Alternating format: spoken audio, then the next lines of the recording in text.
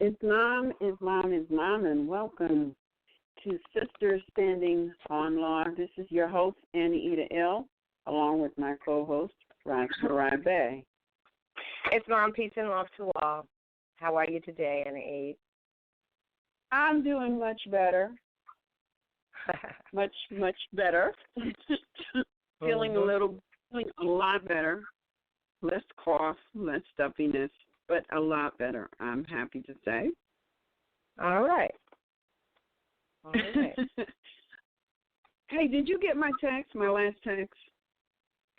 I don't know. Let's see. Did I? Nah, that means no. Oh, yeah. We can bring that up as we go along. Yes. Mm-hmm. Maybe all right. I don't know if that's the first thing was mentioned, but yeah. Yes, and I got a letter. Yeah, and another thing, when you bring that up, I got another thing. I'll text it to you what that is. So yeah. Mm-hmm. All righty. All right. You know what? I just got to find my Sister Standing on Law program because I don't want to. Oh, geez, where did I put it? Oh, well, I just go to the program episode and read it from there. All right. That is an alternative. Yes. Today's broadcast is entitled Women, Depression, and Suicide. Tell you why I thought it would be an excellent topic to talk about. But before we let me just give you a little bit of this is what's in the syllabus. As a Moabite woman, creator of all, we are looked at and expected to be these supermen, and we are.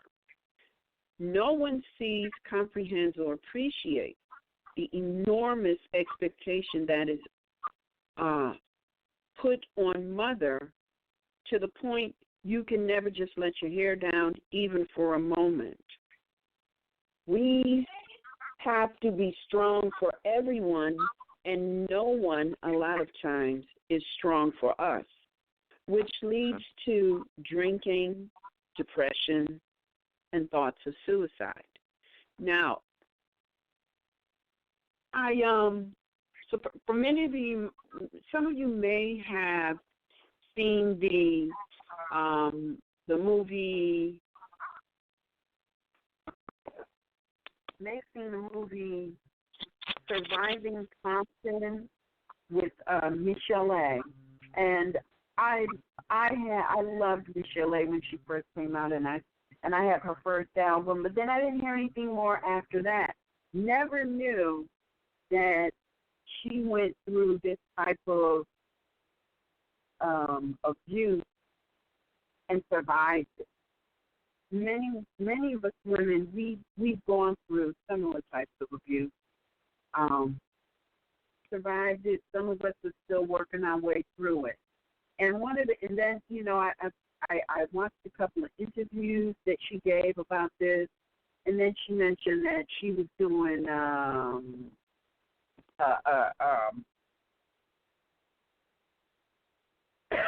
she was doing a reality show called R&B Divas LA. And so I said, let me watch it. Let me see if I can get more insight into Michelle A. Of course, there was the regular drama, but I wasn't interested in the drama. What really came out was a lot of the things veiled and made the public aware of, even as she continues to deal with, these issues of depression, anxiety, and thoughts of suicide. Many of us are going through the same thing in one phase or another.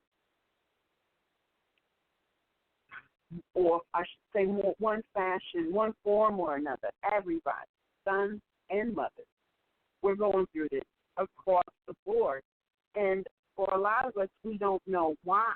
In one of these episodes, it was asked of Michelle A., why does she have this issue of depression and I believe even occasional thoughts of suicide? And she said because she has abandonment issues. And it was like a light bulb went off in my head. I was like, abandonment issues? I never thought of that. And they asked her, well, what do you mean abandonment issues? And she said, everybody that I love leaves me. And I was so able to relate to her on a lot of different levels. Because when we first come here, if we go back a couple of generations, what you're going to find is there's a pattern. Our great-grandmother has gone through some abandonment issues which have perpetuated their way into our mother, which she carries on. She has carried on into the children. And these abandonment issues are very subtle, but they're abandonment issues nonetheless. Some of them are subtle. Some of them are huge, huge. But it doesn't matter whether they're abandonment issues. And many of us never deal with these issues. Never. And so they are passed on to the next generation until somebody addresses it. And for us, because we don't have a system set up with our own people using our own medicine or our own healing, the only way that you're going to be able to deal with it is by yourself.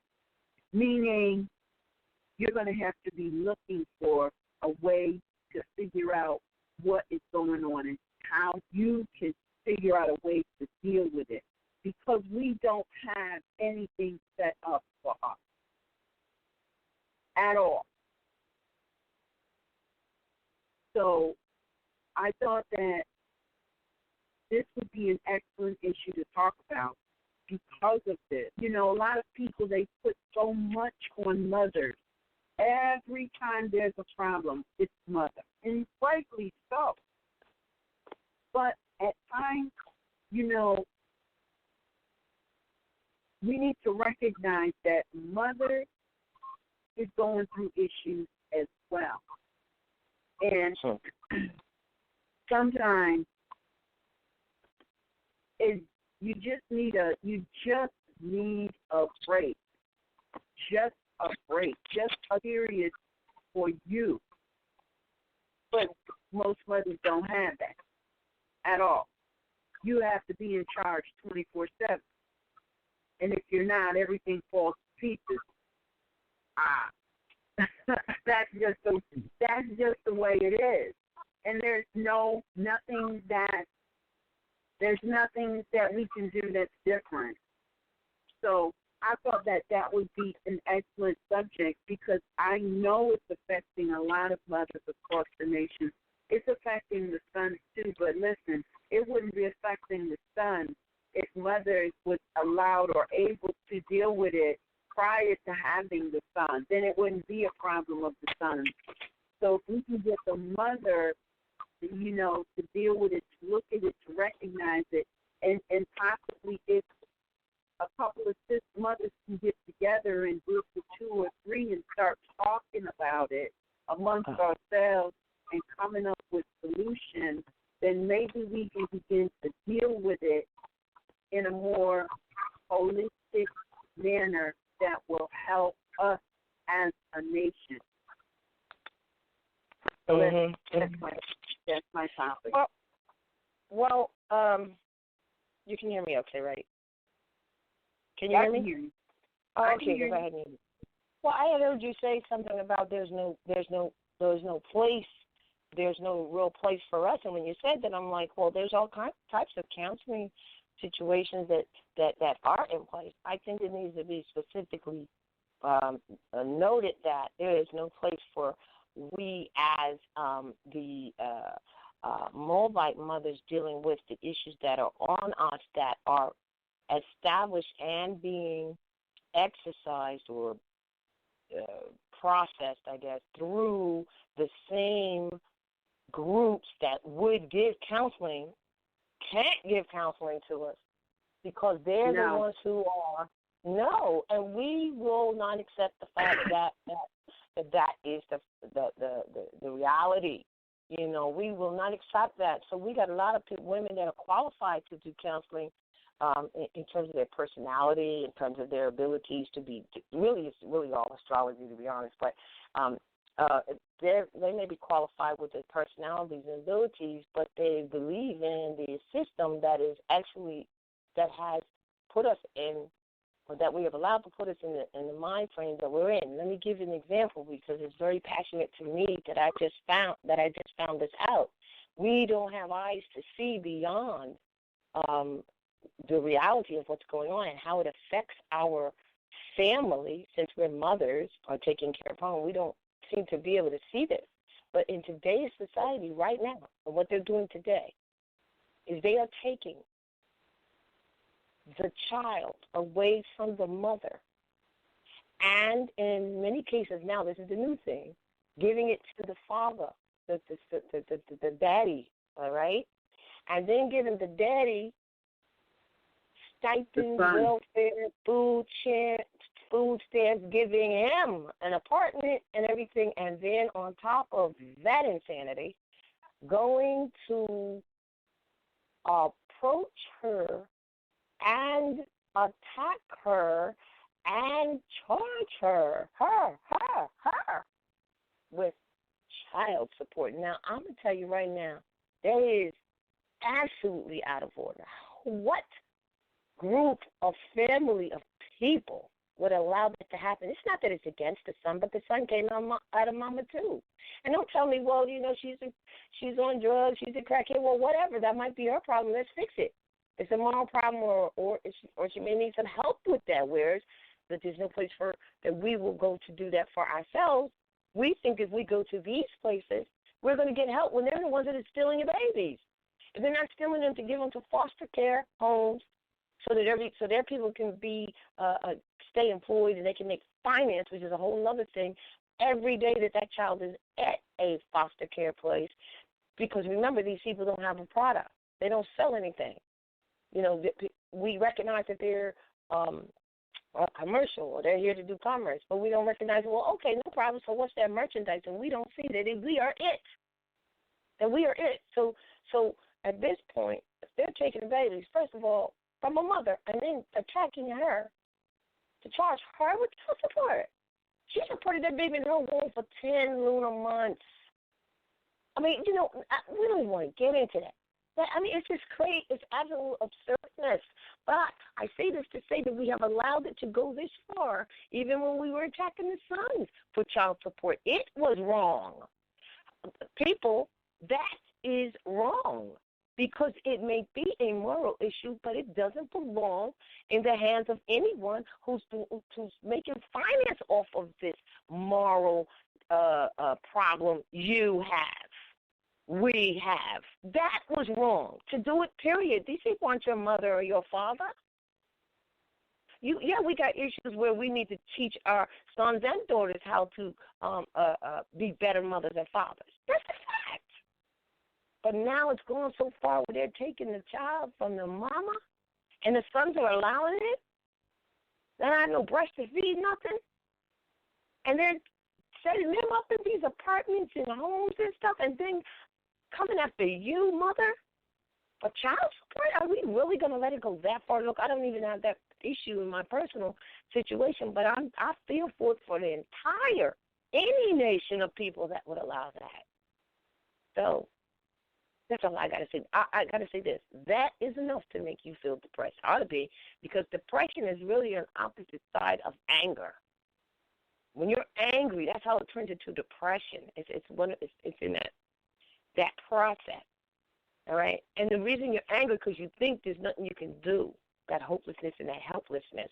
But that hopelessness and that helplessness is only because you do not know what is what and who is who, and we don't know who we are ourselves, and we think that someone else is the mother, father over our children and our posterity, but we do not even think in terms of posterity in the first place.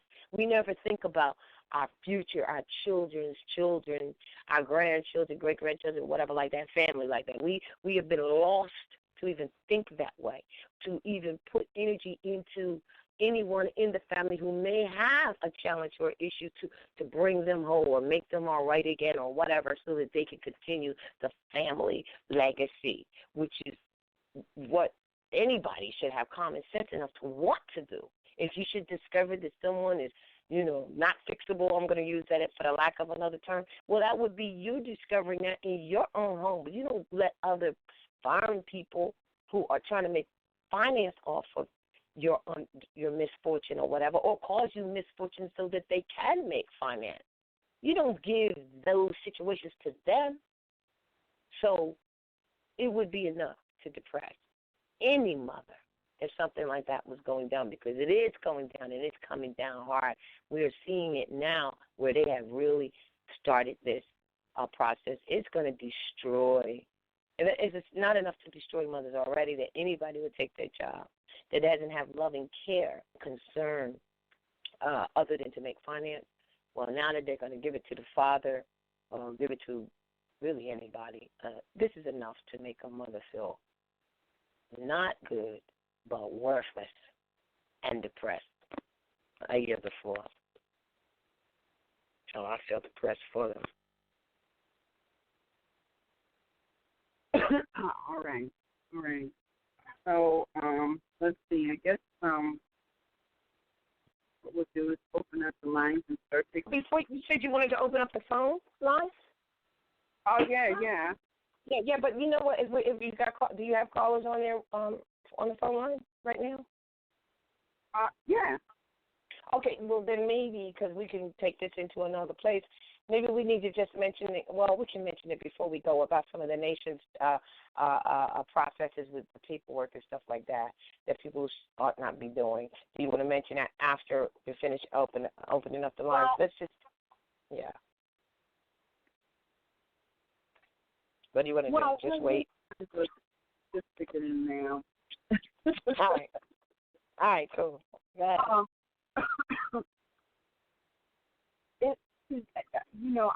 Whole name correction and proclamation process, it's a wonderful thing. And the proclamation and the name correction, as it is, absolutely right and correct. The process is absolutely simple, although, because we have not been educated, following directions can be a bit of a challenge. But it was brought to our attention that there's people who are charging for their autographs as a witness. And I remember some time ago, someone mentioned that, they had gone to some so-called grand chief and asked them to autograph their proclamation, and they were trying to charge them X amount of notes, not a little bit either, for that autograph. And we advised them then that nobody should be charging for an autograph. No one. And the same applies today. I don't care who it is. Nobody should be charging anyone to autograph their name correction proclamation or any document really as a witness. That's just not even done. Shows us an extreme division within the family if that's happening, and that's absolutely not part of this process at all. If anybody is charging anyone just to autograph as a witness, you need to just walk away. So we only just found out about that. We're mentioning it here on Sister Standing on Law. We will be mentioning it on our Tuesday broadcast, Principles of Nationality and Action, as well as Moorish Heritage and Thursday. And I'm sure Sons of Allah will be mentioning it as well on their Thursday broadcast, just so that it's clear across all of not part of the process. It just dawned on me, Sis, and I just thought about it. We just recently had said that we asked people to have each other sign their own, and we stopped doing that. Somebody must have thought, hey, how can I make finance? Oh, for people who need a signature, I'll make them pay me either notes for it or something. But then again, that was happening even before we did. So, yeah. Especially, yeah, okay. All right. It's fine. Yeah. All right. So just wanted to stick that in there before we go forward with our topic of today. And let's see, our first caller is caller 412-969. You're live on the air. Please state your affiliation and Northwest Memphis. The Salon family, this is Energy L, a.k.a. Deanna Yvonne, Millsap L, calling out of Northwestern Mexico. How's the family doing today? Hello. Fine. We're here. Fine. How are you? I'm successful. I was just listening in on the call, sitting here trying to get my evergreen valance ready for the above the door outside. I hadn't done it for a number of years, but once again, thanks to RVBey publications, allowing me to be able to study and, reclaim my culture, and I can now take the time to, do the things. No, I'm not celebrating Christmas, but I surely know to acknowledge the winter solstice. And also making sure I get some of this wintergreen up. I got it, clipped it from the neighbor's bush next door, so I'm getting ready to construct that and everything. So I figure I have the family, spread that good information in my ear as I sit here in our workroom, just doing what we do here in this particular part of the, that family estate. I appreciate you, Roz. Appreciate you, Annie. Oh, Annie, I know what you look like. Oh, how'd you figure that out? I know. Okay, see, what it was is Blue Pill was doing an interview for Mantis View 29. And okay. It was not a full, clear picture, but it's your profile. But you could tell you wasn't trying to be on camera. You had on all black that day.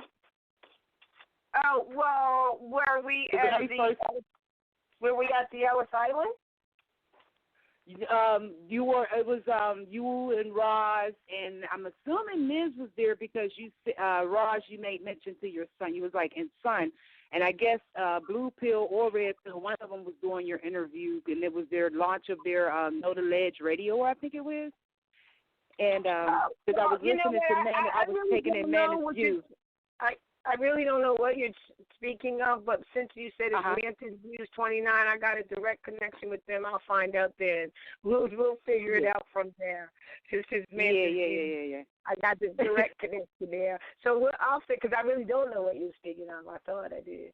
So, so thanks. It's on to that. All right. Because that was like when you had made mention, because I could tell you're not about that, and I can appreciate that because we private people, all the pictures and stuff out there. I get it, But I knew I had seen it before when you made that mention, but I could never find it. But it was bugging me in my mind, so I was listening to that video or his interview with Blue Pill, Mrs. Interview with Blue Pill. And I went through the whole thing, and I actually was getting ready to turn it off because it was a little lengthy and I had some other things to do, but I wound up staying on it. And dang if it didn't give me that clip that I knew that was bugging the hell out. And I was like, that had to be in it, but I couldn't remember if it was you or not. But like I said, it was a sad view. So, hey, beautiful. All right, I guess everybody else is going to be looking toward now, too, since you brought it up. All right, peace and love. Apologies. It's all good. Some things are kept the way they are for a reason, girl. Don't you know? Peace and love, Joe. We love you. Love you, too. All right. Peace and love. Peace. All righty. Well, look who we got here. Miss Brahim Al-Adel on the fifth of standing in law. Peace and love, y'all. What's love? It's now all is well. Yeah, I just wanted to call in because I heard from a distance. I was cleaning something and then I heard about the video, but I just wanted to be clear. I know you watched it, man, but that clip was from when we was at Ellis Island because but what happened was I used the clip from that video because Blue Pill was mentioning how y'all helped inaugurate that KTL radio. So when he was going through the lineage of people, of teachers before him, he acknowledged the fact that you inaugurated, and that's why I put the clip right there, if you watch it. I just wanted to add that on. Other than that? Yeah. Hmm? Yeah. You know, it's all good. I thought it was our time because that's the only time I know that Suzanne E was on the video. That's the only one when we was talking about what we found in Ellis Island. So it's all good, but thank you for clearing it up. All right. Peace and love. Great work as usual, y'all. Great subject matter. All right. Peace. All right. Caller 862-218 live on the air.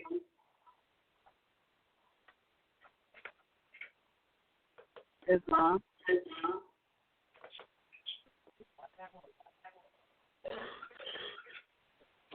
Caller 862-218. What's going on? All right, I think they walked away from the phone. So I'm going to go to caller 513-295. You're live on the air. Please state your appellation at Northwest Mantis. Peace and love, family. How you doing? This is Sister Rachel. Can you hear me? Oh, yes, we can hear you. Okay, I'm sorry. I'm trying to learn how to work this phone, so please forgive me. Please forgive me. Peace and love, everybody. I hope you can hear me. Yes, I can hear you. Good. Hey, I was invited to the call today by my sister, and so and I definitely took interest in the show, which I'm quite sure many mothers on here can today because I can identify with the topic. And just, to give a little personal testimony because we all sometimes need to share just so that other people can be inspired and just know that you're not by yourself.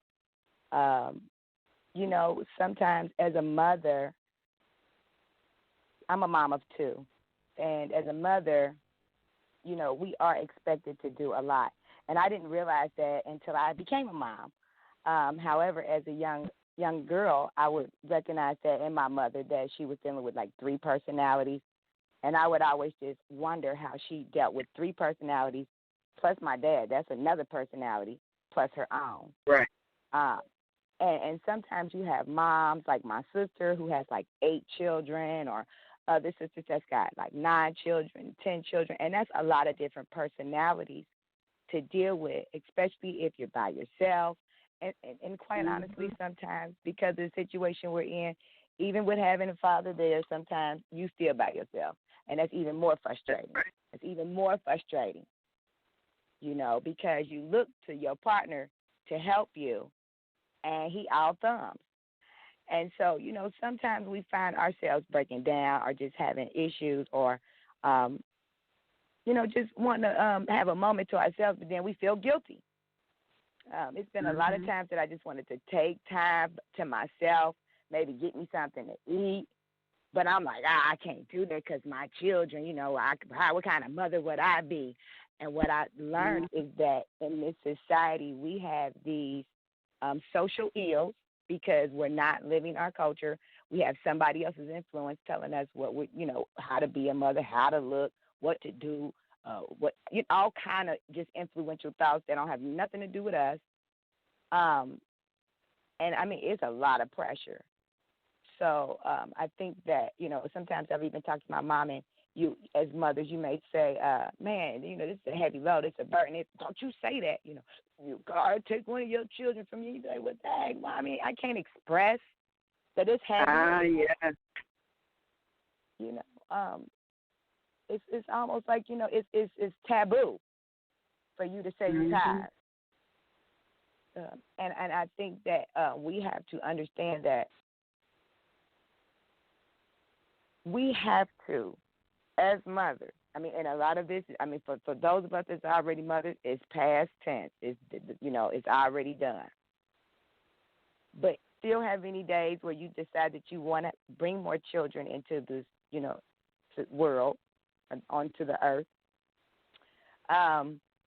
We have to really understand how to pick our mates at a level where they understand manifesting energy and also what we would consider genetic engineering. We don't think like that anymore, and this is, the cause for a lot of our problems, and we drink the Kool-Aid too. We a lot of people are, I see moms that have conformed to this idea that they have to be out there half naked,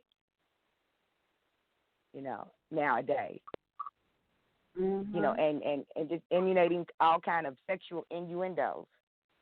And so a lot of us have, and we have to be careful of that. I'm sorry. Yeah. And no, I said again, but a lot of us have fallen from grace. I said again. Yep. Yeah. And what we're doing is just getting further and further. And we have to start paying attention to the things that's telling us how to be and how to act. And we have to understand it. None of this is our influence. We've got to get back to ourselves. And it's okay to take a break. And we do have to build support systems. So maybe, sisters, we might have to start, coming together in our community and helping each other out. Wow. Did I hear that? Definitely. Somebody, I need somebody to watch my children for a night or two. Can you help me out? Wow. It's like sometimes people are jealous of you having a break or getting a minute. They be like, nah, I ain't gonna do that. If you going home, and if you going to work, okay. And it's like, but dang, can I just have a minute? Yeah. Oh my God. Yeah. Wow. Oh my God. You know what? I get dropped out, but I'm hearing you, sister. While you sound like that, that is so. That means sisterhood. There's no and you can keep going because you are kind of defining some of the emotions I think that women have that are unwarranted against each other. But the truth is that they really are their own problems. They are insecure about their own self because the truth be told, we really never really get a break. We are mothers 24/7, you know what I mean? And we are women 24/7. But what we're discussing here is what we're going to say, a break. We're not saying we're getting a break from being mothers. Never that, but we're getting that break. What you just said, when it comes to this babysitting and or what they call babysitting or watching my child because you know what, you don't have a job, right? No problem.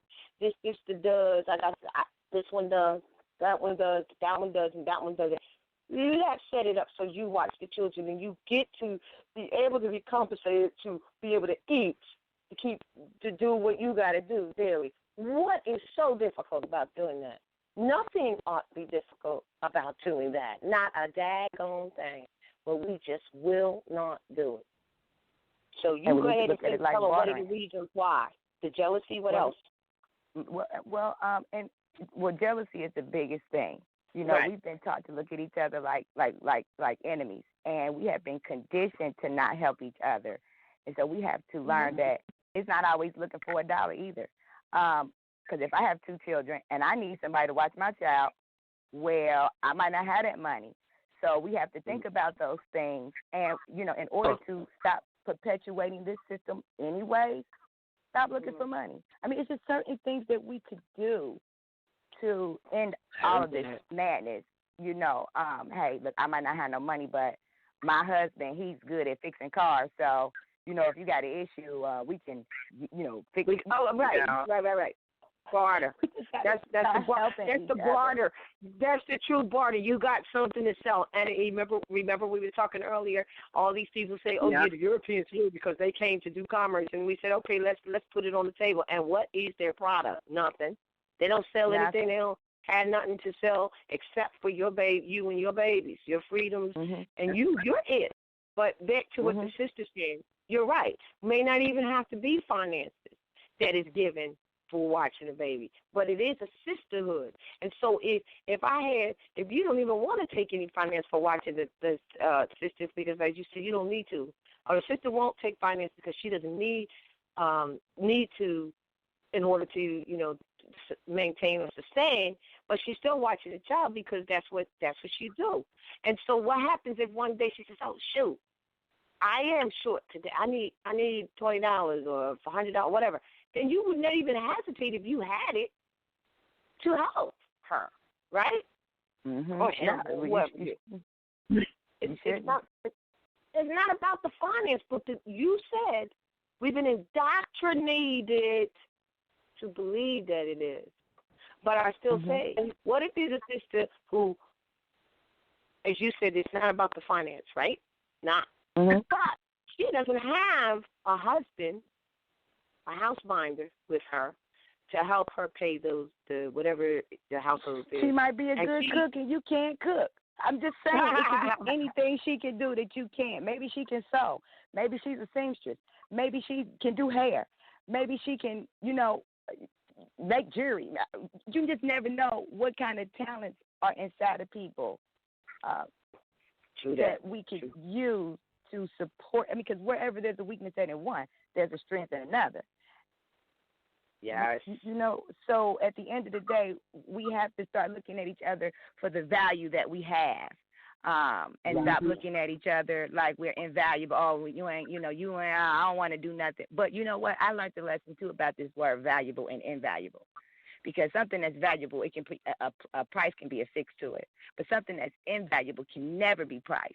And so actually, we need to start looking at each other like we're invaluable, like there is nothing in the world that's worth anything, And so when we look at these children, we need to look at these children like future investments for ourselves. Quit being stingy. Quit being, we just got to help each other because I've seen women that be, girl, I ain't taking her child. He too bad, and it's like, then raising. I'm just saying, then help her out. Maybe she don't know how to do. Maybe she don't have that strong hand. So maybe he needs to come to you and get that.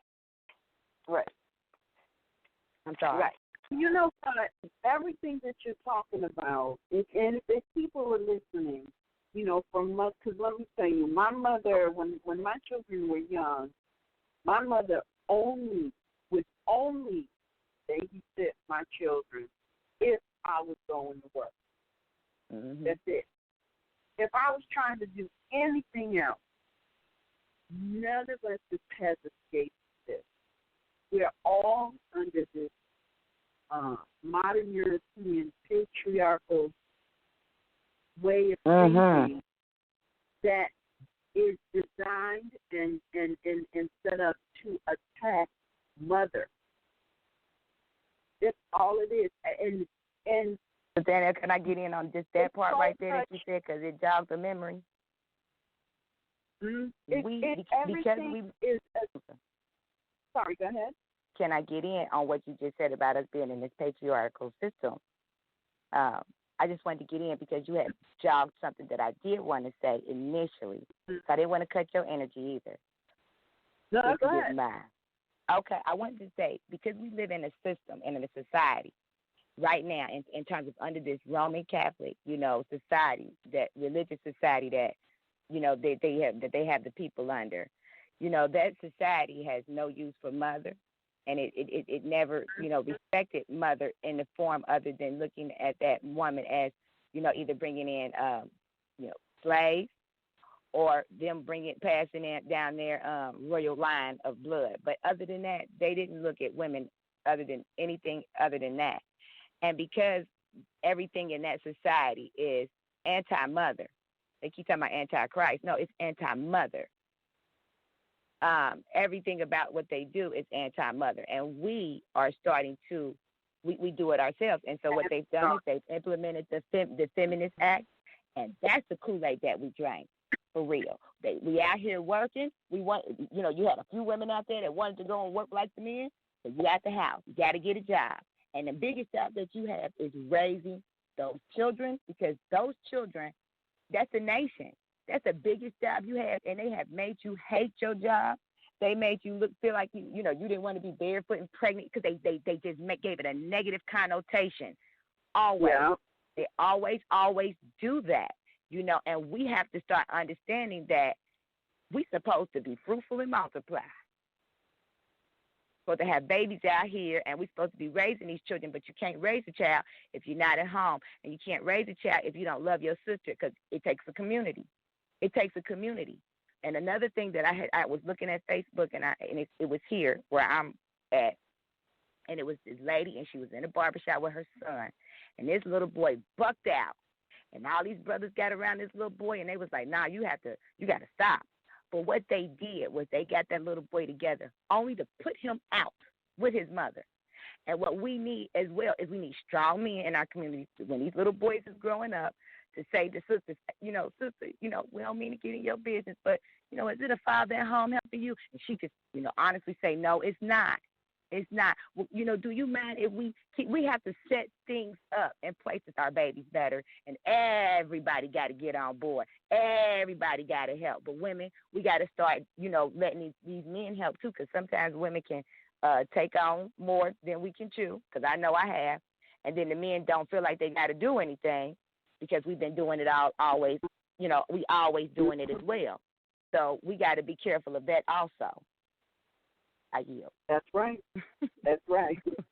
You know what? You're absolutely correct, because, like I said, I don't think there is a sister out here that cannot relate to what is being said.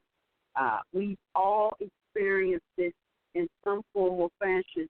It's become so commonplace that they portray it in movies. Like, how many times have we seen a TV broadcast where the son, something happens to the mother, and the son is left to raise the children, and everybody in the neighborhood is bringing him food, offering to clean the house, take care of the children. But if it had been on the other foot, nobody comes to the sister's door with any food. They don't offer to clean the house. They don't offer to take care of the babies. And what I think what a lot of people don't realize is that it's just not there. It's so much placed on mother. She carries an enormous burden with no help, literally no help. And what I mean by no help is when I get to talking about the patriarchal mind of thinking, I remember it used to be that the sons would help to clean up the house without being asked.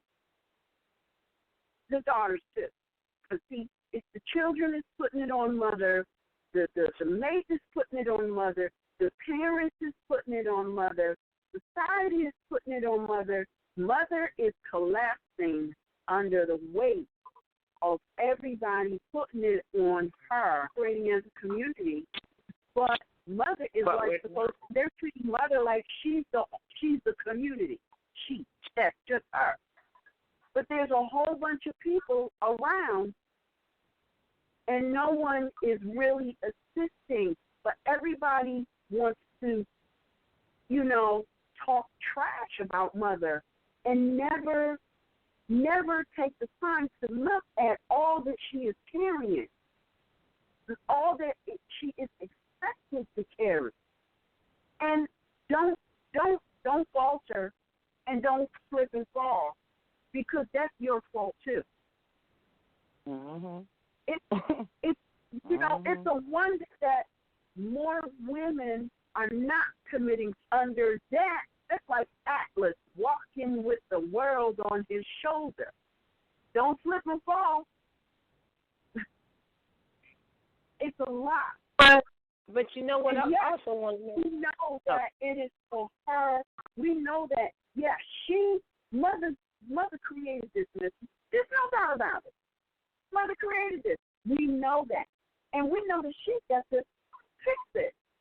But instead of us helping each other to fix it, it's as if everybody blaming mother. Mother enslaved me. Mother did this. Mother. And everybody is throwing stones at mother and then sitting back and watching to see, is she going to fall? Is as opposed to, let me help you. Can I take a couple of stones for you?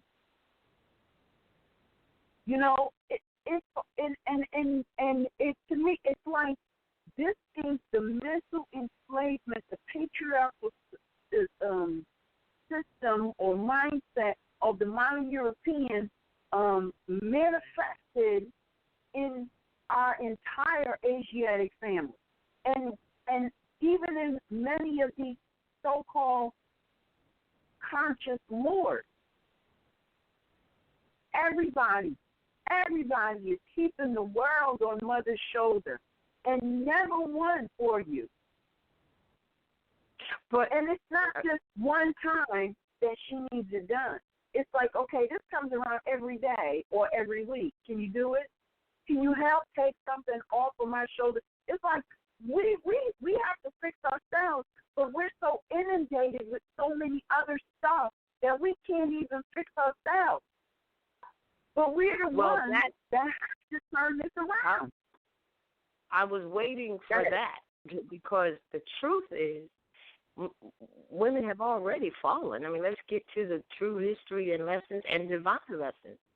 Because when I say fall, I mean when I say fall, I just want to be clear. When I say fall, it's like so much is heaped on. You got to take care of the children. You got to bring in the food. You got to cook the food. You got to take care of it's so much is heaped on you. It's like you're about to buckle and fall with all of these worldly responsibilities, and it's like everybody is standing back waiting for you to buckle so they can say, see, I told you she can't do it.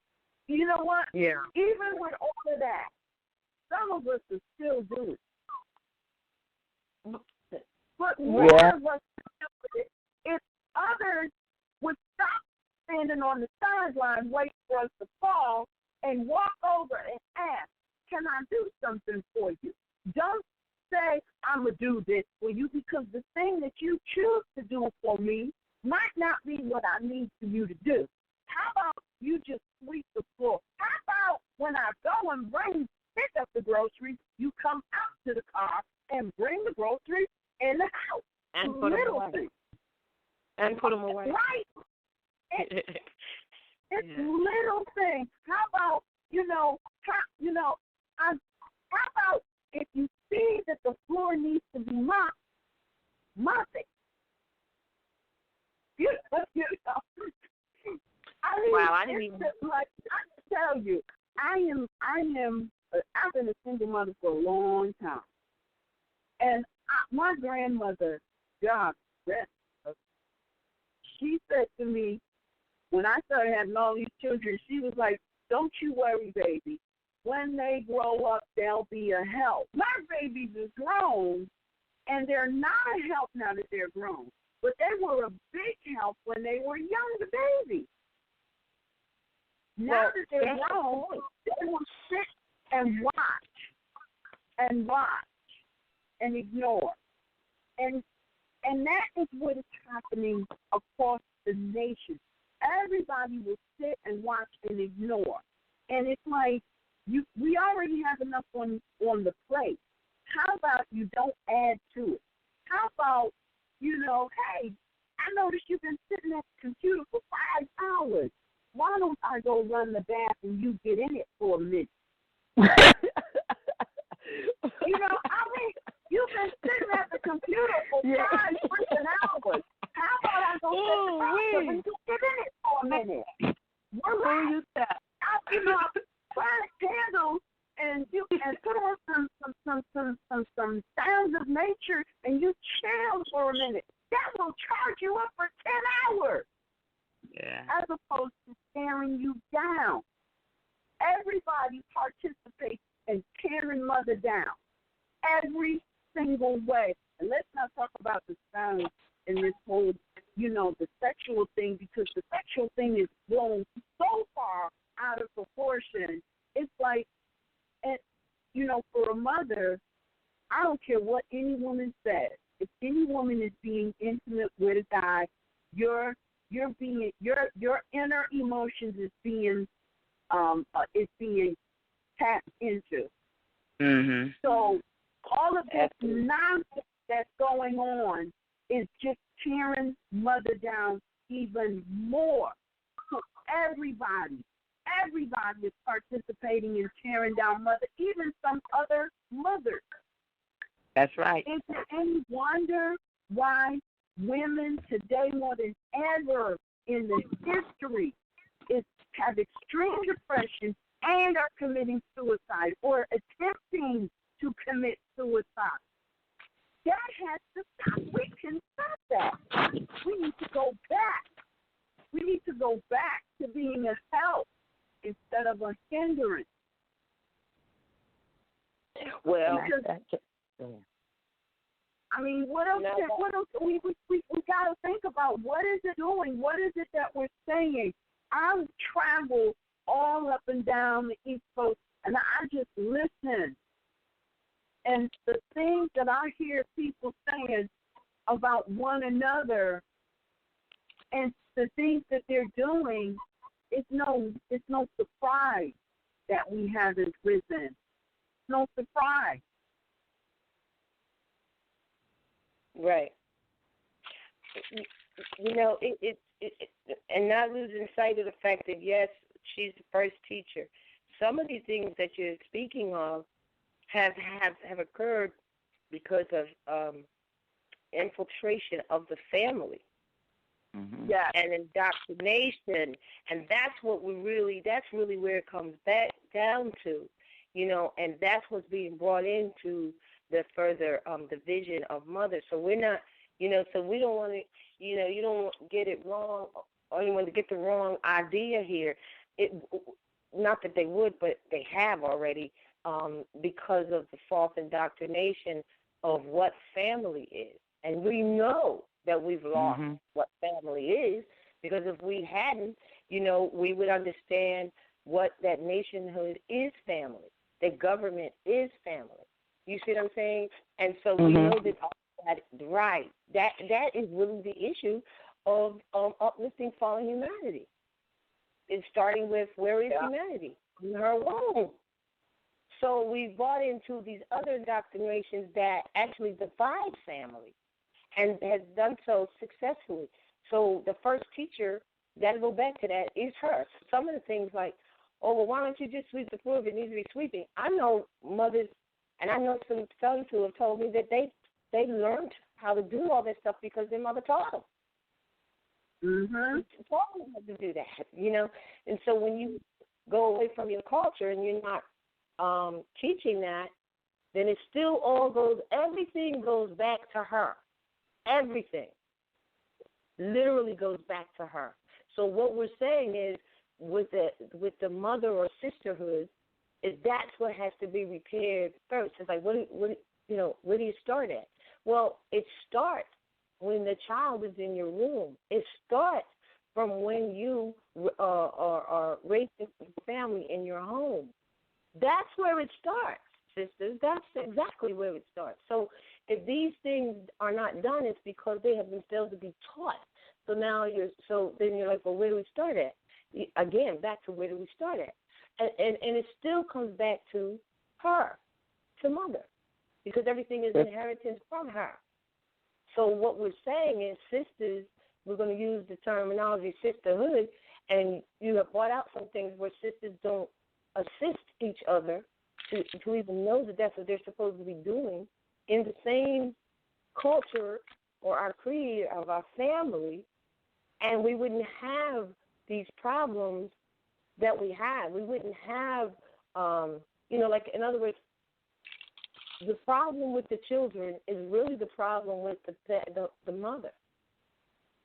And you can't escape that. That's why they use that mother issues of where the mother failed to do this or failed to do that because she herself was under an indoctrination of family division. So these families, right, see, these things have been created to further divide that what is already injured. So we should be about the business of uplifting that. But with the generations and the indoctrination of the generations of our children, they've already bought into or been indoctrinated into something different. So it has to come back.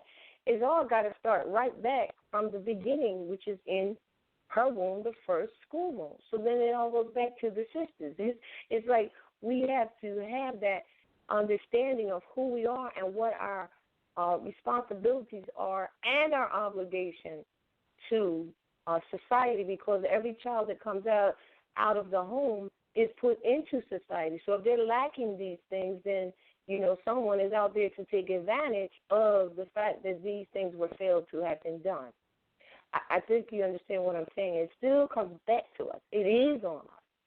But we have to get to the point where we know that, because your son is just going to go out and assist another sister's daughter. So if you, and the same with the daughter, just for the family to go on. So we have failed to put these things into their raising, then that's what they show. And then if we've failed, or if we've allowed, as I had mentioned earlier, outside entities who have institutionalized our lack, right, to continue to indoctrinate our children where we have failed.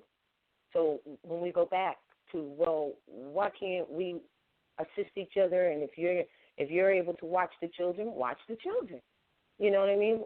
For each other, not send them to some institutionalized service or daycare or something that you already know is and contaminating them.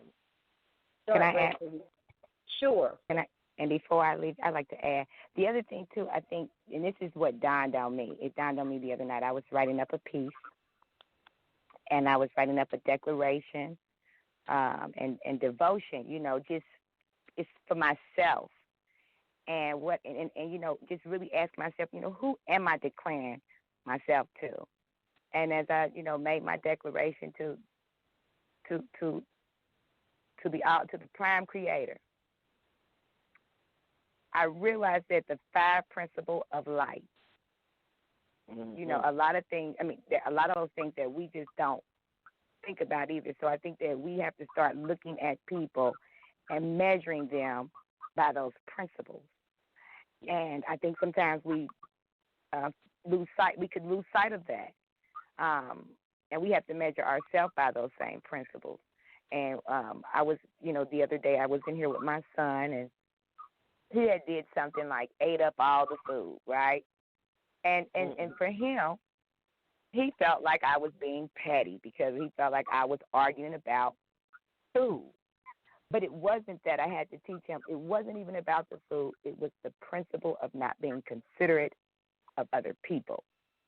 Yes. And so sometimes, again, when we have these thought processes that have, again, our children are going out into this world and being indoctrinated by other people, and that's something else that we all might need to start considering too. Is we can't change the people around us. We don't have to start changing the people around us, so that our children won't be influenced by these other ways of life and thinking, because that's another breakdown. When you send your child out there into that world and they are surrounded by all these other people and their way of thinking, and they bring that back into your home.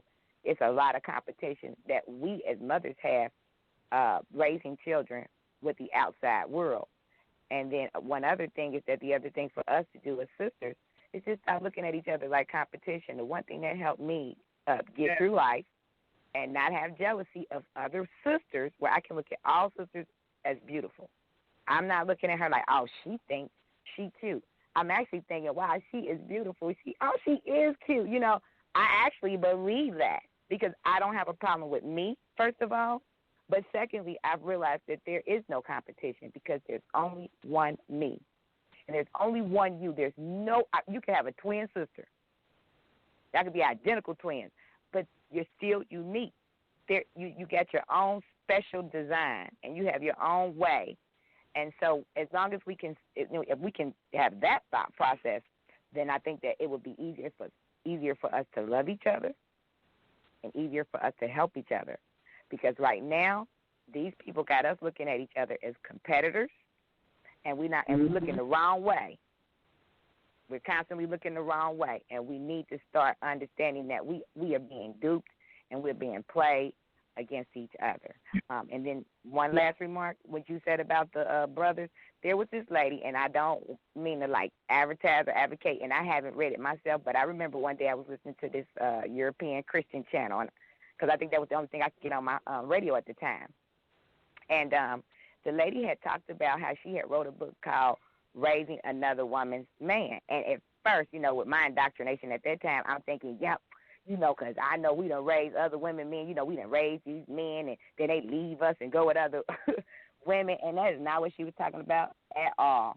She was talking about raising your son for another woman and preparing him for that. And so we got to start really, you know, look at the writings and stuff that they write for each other. You know, we got to start, you know, we got to change a lot of things about ourselves. And I think it'll be slow but sure, but and hopefully this show will help women understand that they can break free of those thought processes which keep them bondage. I yield. Right. Because we're the mothers. We're the mothers you know of what? civilization. We have a We're lot the mothers. of.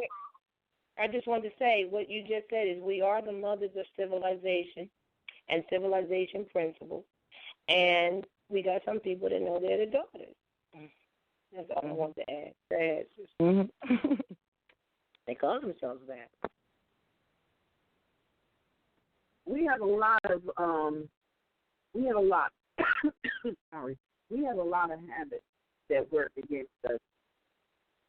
And much of it is to tear down the family, beginning with mother, because if mother goes, everything goes. That's right. That's all there is. Mother goes, everything goes. So a lot of these things that have been indoctrinated into us, that's what they're designed to do. Now, what I hope will happen as a result of this conversation and maybe past conversations, even future conversations, is that people will begin to reflect within themselves and start to change and do it. Because a lot of it, I know for myself alone, when I really started looking at, before I really took a good and objective look at myself, I thought I was a pretty great person, a pretty, health, mindful of my fellow brethren and sisters. But when you really and truly take a good, objective look at yourself, you find out that you are full of shit.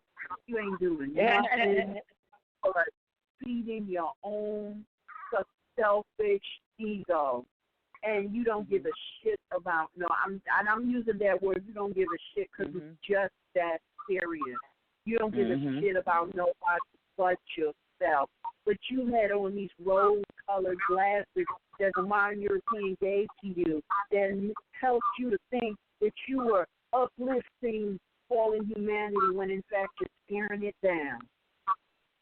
So what I'm hoping that this conversation will do is to help people to take off those phony rose-colored glasses and be strong enough to take a good look at themselves and stop tearing down fallen humanity and start to be fallen humanity by uplifting yourself.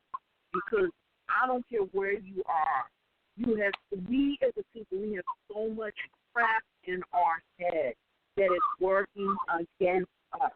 It's got us doing things on automatic pilot that we're not even aware that we're doing, and it's tearing us down as a family and a member of the family. It's tearing us down.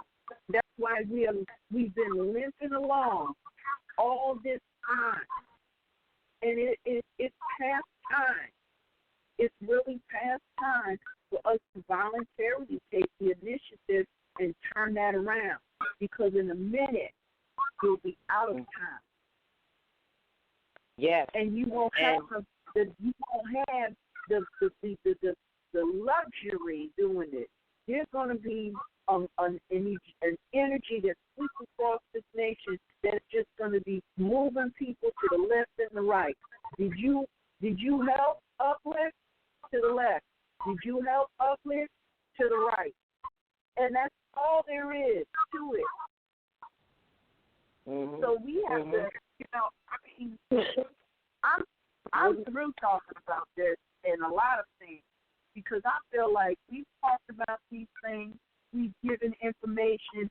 It's so past time for people to reflect on themselves. It ain't about other people, what they're doing or not doing. It's about you in your individual self.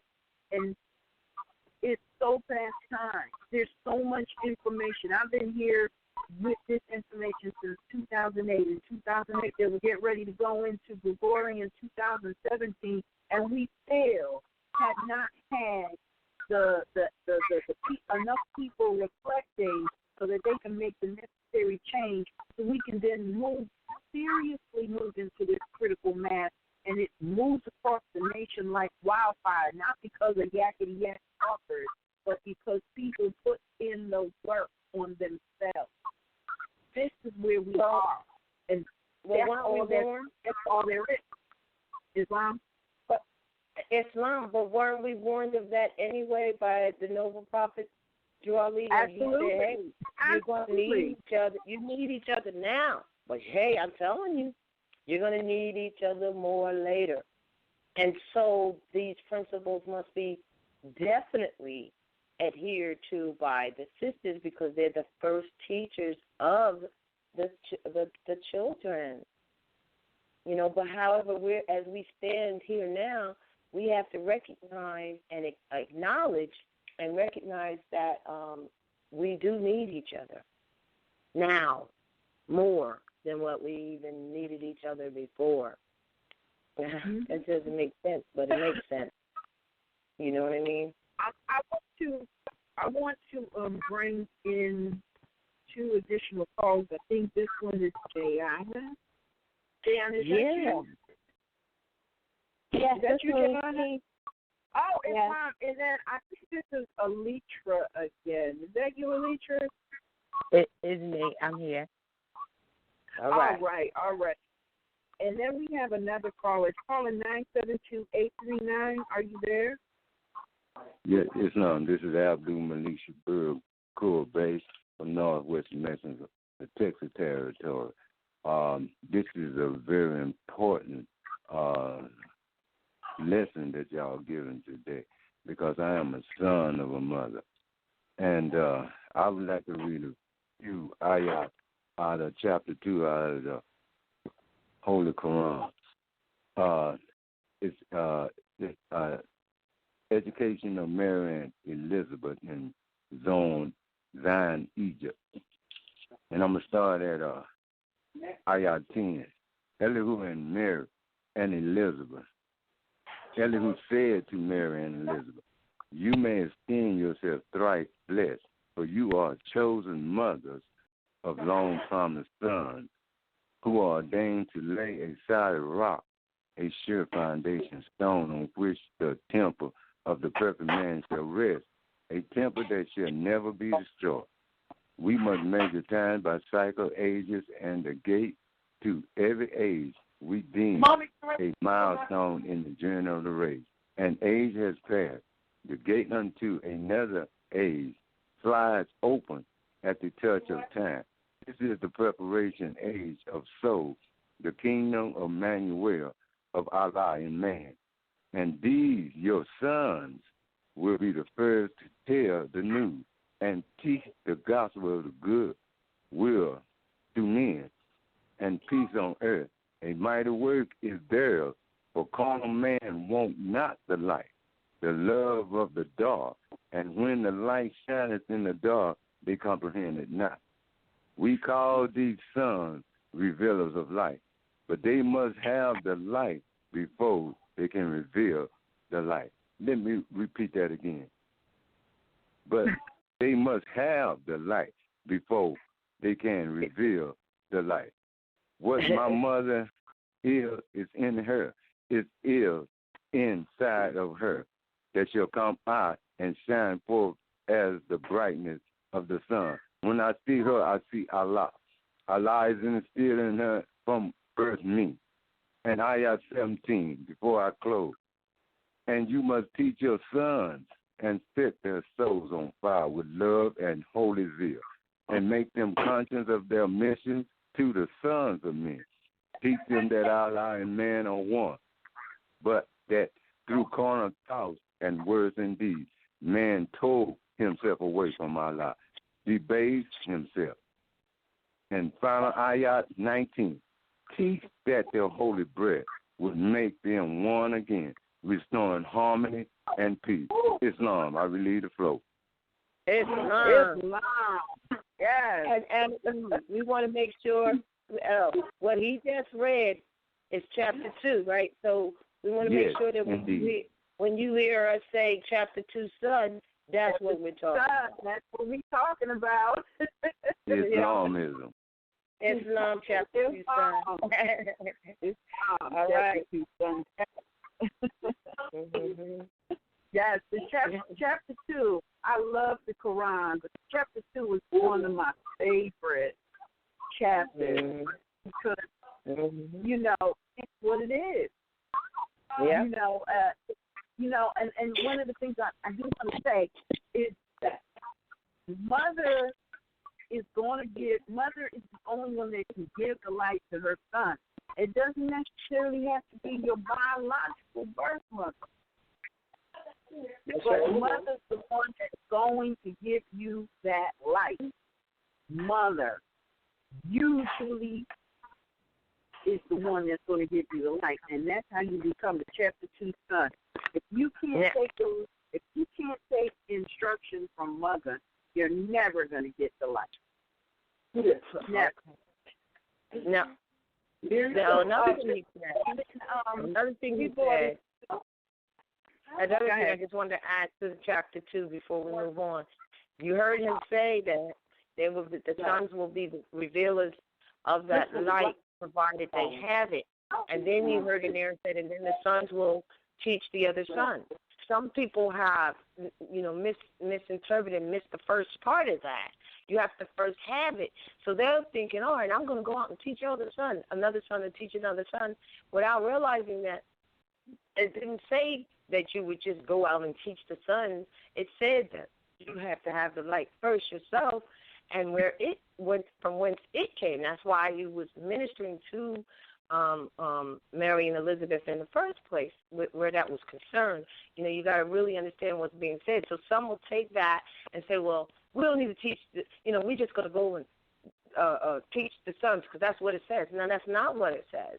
It's not what it says. And that thought concept has also led, that misinterpretation, I guess is what it is, has led to the assisting with trying to cut out in nature the mother with his mother and father. We understand the principle, and because they've taken it to that point. But read it again and read it carefully. Islam. Sister Jayana. Yeah. There? All right, there you go. You were calling in, so I'm using the floor. I was calling in because I had a lot of, man, it's just been so much put on the table now. I just don't even know where to start. I had wanted to make so many points from earlier, and then, I don't know. So I'm just going to go in here, just go from my notes, starting from the class. So I guess I'm a start by saying that chapter 2 sons, right? Chapter 2 sons are our babies.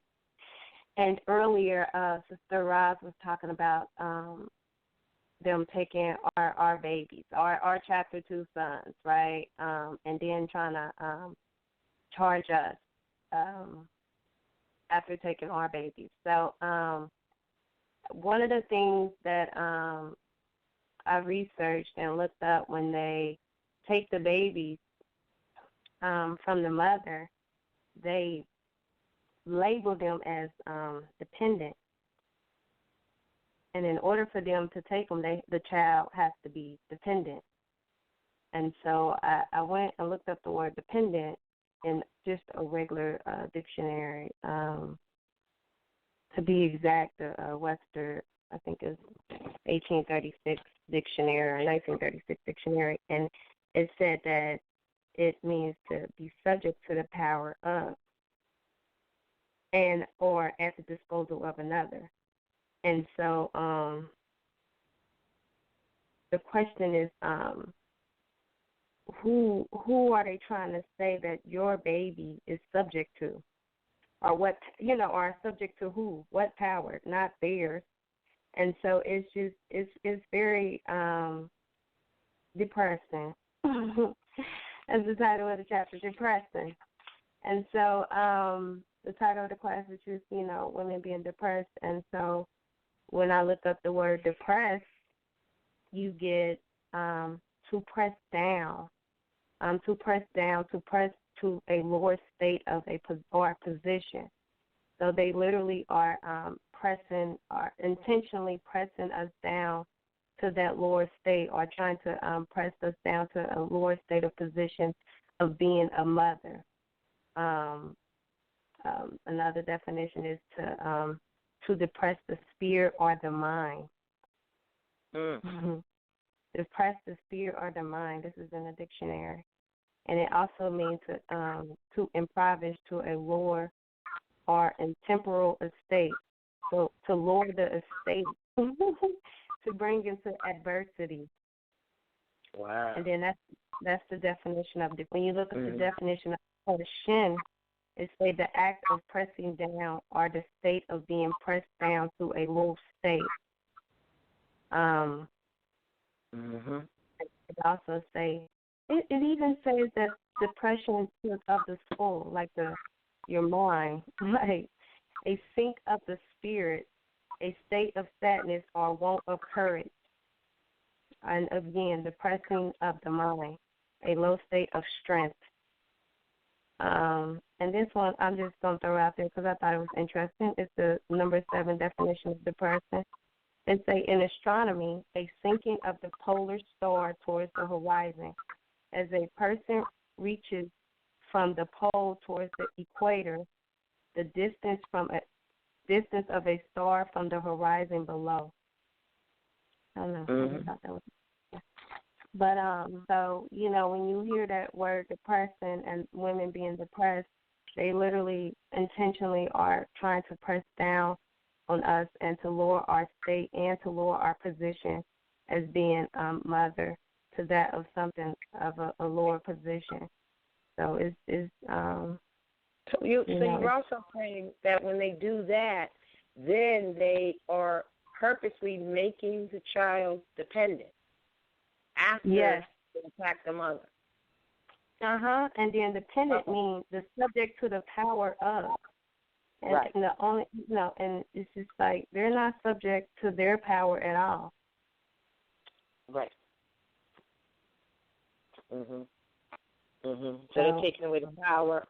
The child is dependent upon its mother, and then they're doing things and to depress the mother, which is in the mind, as you're saying, pressing down to a lower self or state of mind, which is why Dr. Ali also said this is a mental slavery.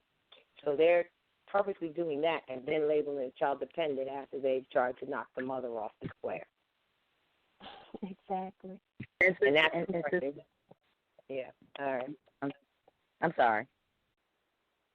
I can help. I was going to say, and like you said, with the word state, just it's a key thing because they always ask you, well, what state are you in? And that's what they ask you, what state of mind. They don't know what state of mind. And also they have the word child, referring to not only a minor but that of a lunatic.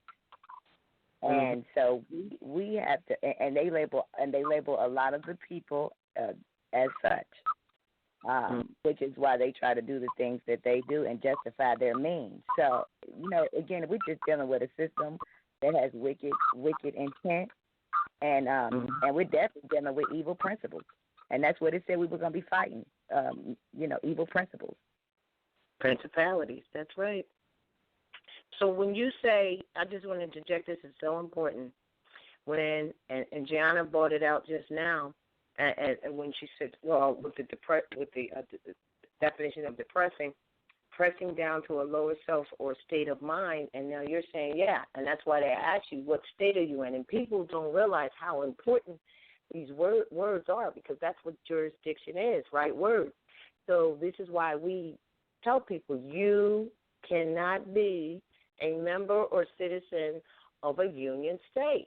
I don't care if they have made you think geographically this is the state of Ohio or Ohio State, and you agree that you are a member / citizen of that. We don't know the ramifications of that. But with study, we're saying, listen, they're union states. Geographically, they're not that. How do you know that?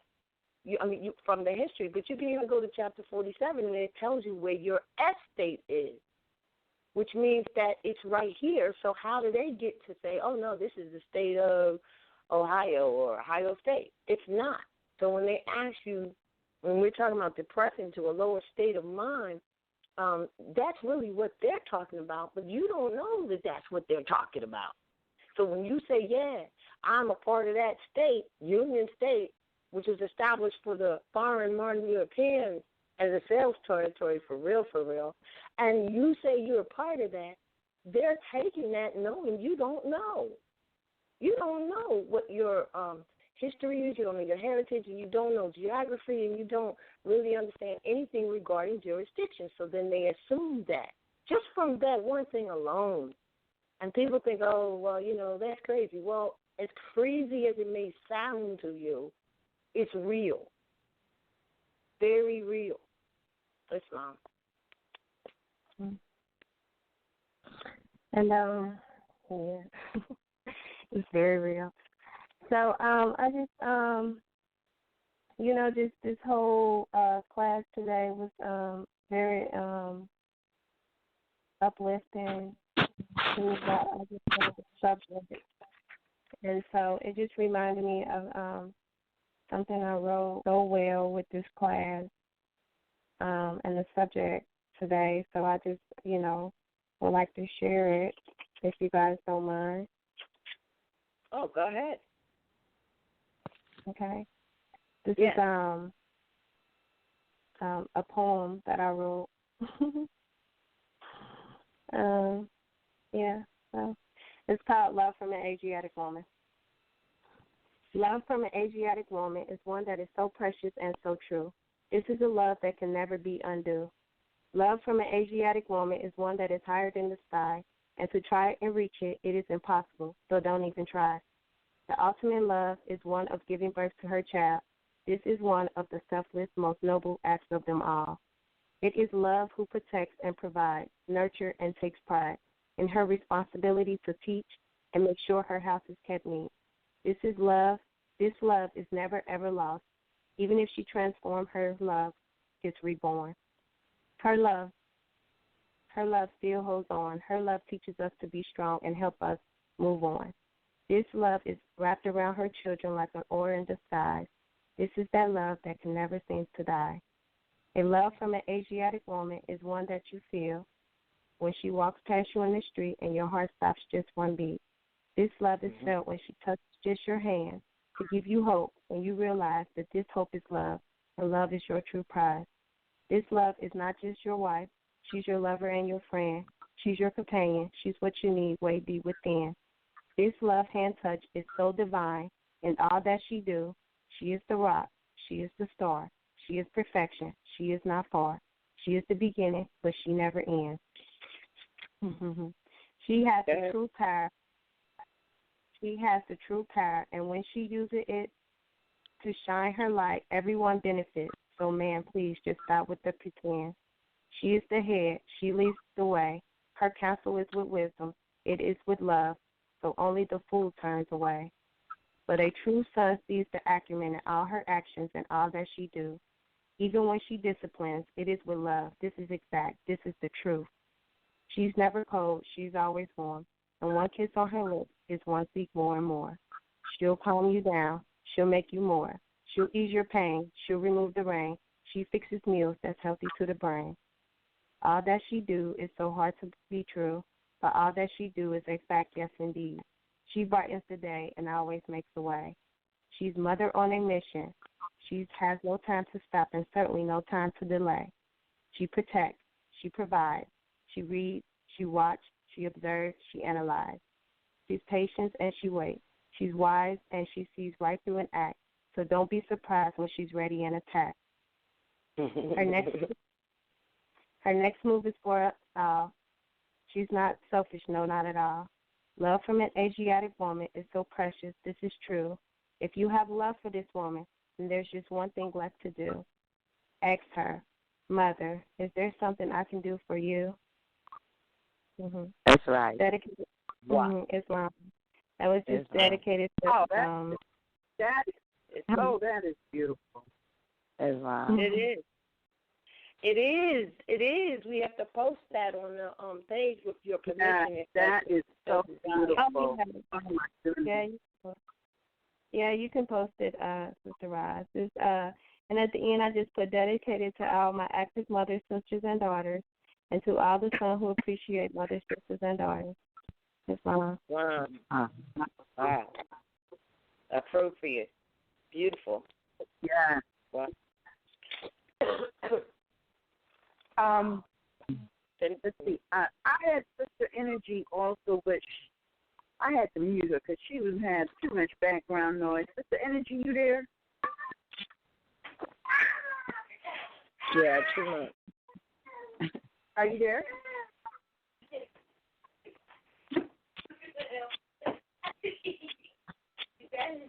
She's not there. Oh, all right. Well, let's see. I had another caller. Caller 910709. You're live on the air. Please state your affiliation at Northwest Maxim.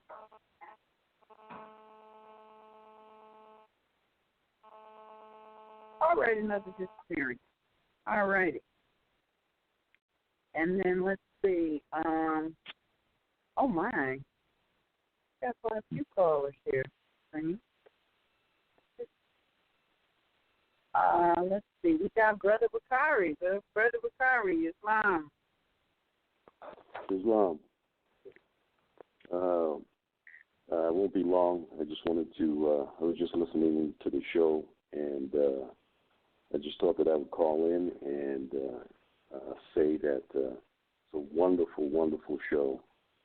And it's certainly a topic that you can make many, many different shows off of. And I just thank you for having the insight to even do the show and the importance of the topic. As one who has suffered from depression, I'm certainly not a mother, so I can never, speak on that with any real authenticity. But just depression alone. But wonderful show. Thank you all for doing it, and I'm just enjoying listening and hearing all these wonderful things.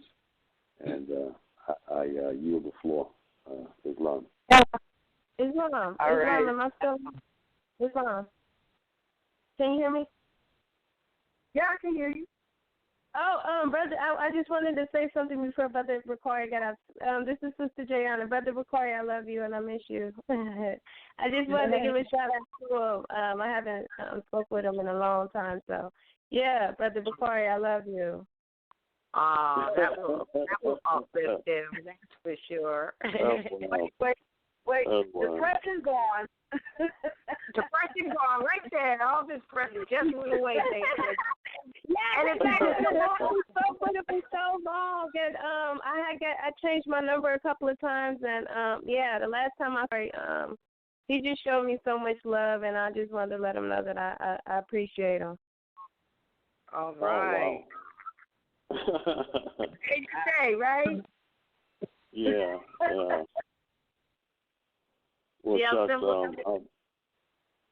ahead. Well, I'll just say that it's I without getting into detail, I just wish that I could have done more, and and it's just what we're supposed to be doing. Like you say that you're a Moorish national, and you meet somebody that's in good standing. That's what you're supposed to do.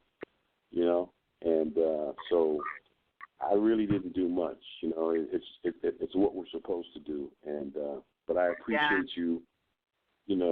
Recognizing that, and I love you too, my sister. I love you very much. Beautiful. And what's interesting, and I think I kind of reflected on this a long time ago, because I know one of the things that I realized a couple of years ago is that if there was somebody like that you can call it like 15 minutes away that can come and handle your situation for you, you would never take it upon yourself and figure it out. And believe it or not, I realized this like when I was not that anybody could come to do this for me, but when I was asking my daughter, it was the one time I had somebody with me. And I was like such a wimpy person. And I realized when I didn't have anybody with me, I was strong. I did what I had to do because there was nobody to talk to or in that situation whine to, as if they could do it for me, right? And the one time I had somebody there, it was like I acted like this super wimpy person. And years later, I reflected back on that, even like when I got into this movement, and I had my first ticket, and I was like, I don't understand why somebody just doesn't come and do this for me, along with me, and I was like so upset. but Roz was like 2 hours away, and I think Roz was like 4 hours away, and there was like no way they were going to be able to handle this. So Roz told me what to do over the phone. I swear, God, I did what she told me to do.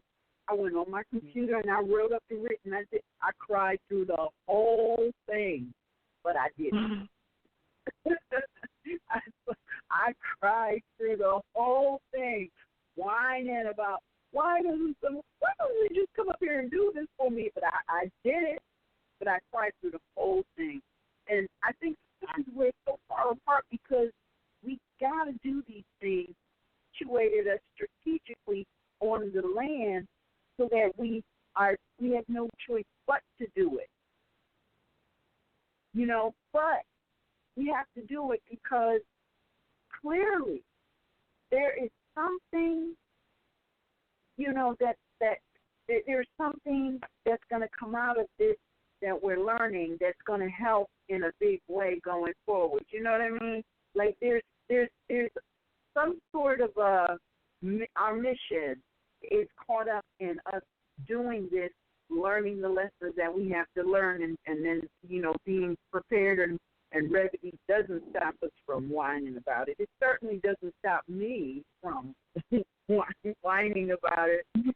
Sometimes you wake up on those days and I'm like, I just don't want to do this anymore. I need a break. I just need a break. and then Roz, or I might even talk to Jayana, and it's like they'll say something and it'll whip me up into a frenzy, and I'll forget that I was just talking the opposite a minute ago. So, I think everything happens exactly the way it's supposed to happen. It's kind of a challenge to see it as you're going through it. Why we definitely need somebody that just will occasionally call us up and say, hey, how you doing? Even if it's just a text, are you all right? Or like, yeah, and just say, hey, I love you. Really make your day. And it's those little things. It's really those little things that help one go through a couple of more days.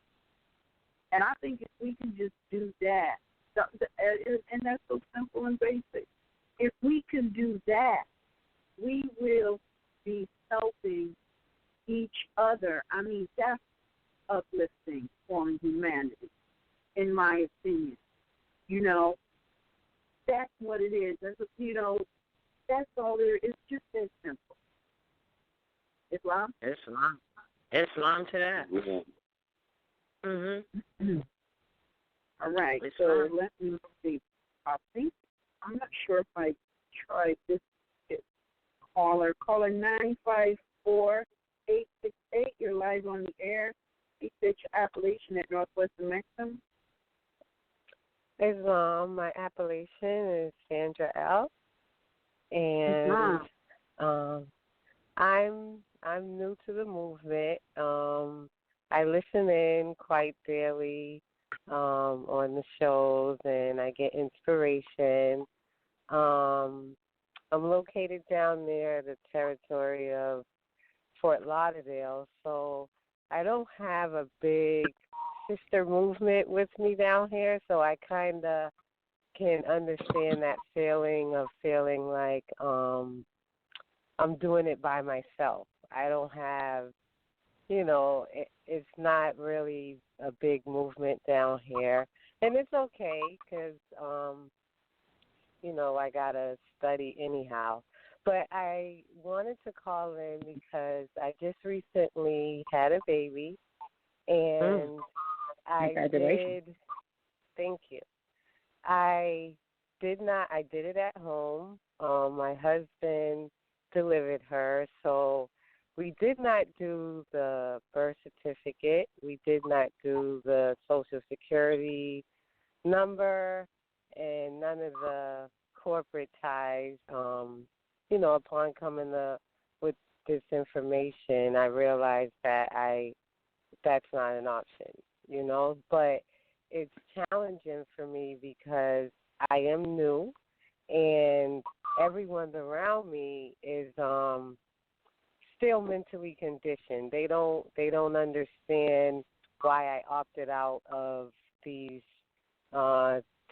things that tie my child into the system. So it gets a little frustrating and lonely, you know, like because no one gets it, and I kind of look cuckoo to them. But I get it, and I homeschool my children, you know, and I teach them. And for me, I just, you know, I sometimes can feel a little discouraged, but I stay, my children keep me focused, you know, they keep me focused, and I'm doing this for them. I don't know if I'll live to see the benefits, but I know through them and what I'm doing that I can break this cycle of the mental conditioning that has been handed down through my family of generations, you know. So I just look for guidance, and I'm grateful that you have these shows. I wish they were more often, but I listen in on the Thursdays and the Tuesdays, and so that helps me out. But it's good when I can talk with the sisters, especially Roz and NL, because you are very, you're inspiring to me, and you guys keep me going. So I'm thankful. But I still would like to maybe know if I could send in an email to just get some more guidance or just reference on how to navigate with my newest baby without having these instruments, because the system. Sister, if I may, I apologize to interrupt, but I'm like over here, like I want to jump in and tell you one of the things to do would just be to give you like an affidavit of live birth, and you get you 2 witnesses. And and then you could create a certificate for them to go get their signatures notarized, but you don't have to because they witnessed yours. And so that way you don't have, the witnesses could, you know, just anybody want to say anything, you know, if you want to, you don't have to. You can leave all of that alone because all you need is 2 witnesses. and you create your own document, your own instrument, because I did that, and I put my children in school with that instrument, and I fought those people tooth and nail. I mean, and because you homeschool, you don't have to, deal with that. But that's for anything. If, in fact, you do fall on hard times and you need to go and get some assistance, your child does not need to have a Social Security number, and that comes right off of the Social Security Administration's website. And and then you can also let them know that you don't have, that you're not enumerated because it's against your religion. Right. And they can't force you to do that. I mean, I had some people that tried to give me some backlash, but I had this one lady constantly say to me, I just need you to put it on the record, what your religious sect is. And so I just kept saying, I'm so afraid. I don't want to do that because I know that there's a lot of, discrimination and things of that nature. But then there was another thought that came to me. I had talked to a girlfriend of mine the day prior, and she had told me about a lady that she had worked with, and the lady had worked at this job, and the lady was being passed up for opportunities, and so she went to her boss and told the man that she knew he had a favorite. So he told her, well, I'm going to show you. So he went to HR, and immediately she was terminated. Well, when she went to the NAACP, to talk to them, the lady there asked her, why didn't you just say what was on your mind? Why didn't you just say that you, gave everybody else an opportunity because they were white and I'm black? She said, because if you had said what was on your mind, we wouldn't even be sitting here talking. He'd be writing you a check. And so because I thought about that, and I thought about the fact that I was dealing with these people trying to get some assistance at this time because of the depression that they put me under, per se. Right. I remembered that, and so I went ahead and I said it. And so what I thought about is if they deny me now I have another case, against them, not only against, national origins, but also based on religion. And so they can't hold that against me for not providing such a number because they were trying to convince me why I needed to do all of that. So those would be just a few that can help you with your new baby. If if you find yourself going through some issues like that, you create your own document because you are the law. And you and your husband were the ones that were there that can testify to that. The other thing is with your children in homeschool, what I learned because I homeschooled my children, is that if any time, as you're homeschooling them, you just keep a log of what you're doing and also get it notarized or get a witness, get two witnesses and have them get their signatures, whatever, and just keep a log of what you do with them. I'm going to tell you that will work. And if they decide later on they want to go to school, those will be your records, and they will have to take those records. And you can also have them exempt from any examination so that way they couldn't use those exams to keep your children from moving along in school. Just some words to help you out there. Islam. Thank you so much, Islam. Thank you so much. Yeah, and essentially what you're saying, too, when you go before all of this SSN, birth certificate, etc., that's all families did, kept a personal record of when their child was born. And a lot of them kept it in their religious, or some of them kept it in the Bible, or you could just, as you just said, just record it. And as far as witnesses, in law, if you have 3 signatures that witness and testify to whatever, it's lawful. Correct. It's lawful. Now I have a question. I was correlating with a son, a brother, and they advised me the same information. However, they did mention that maybe I should put it on record with the clerk.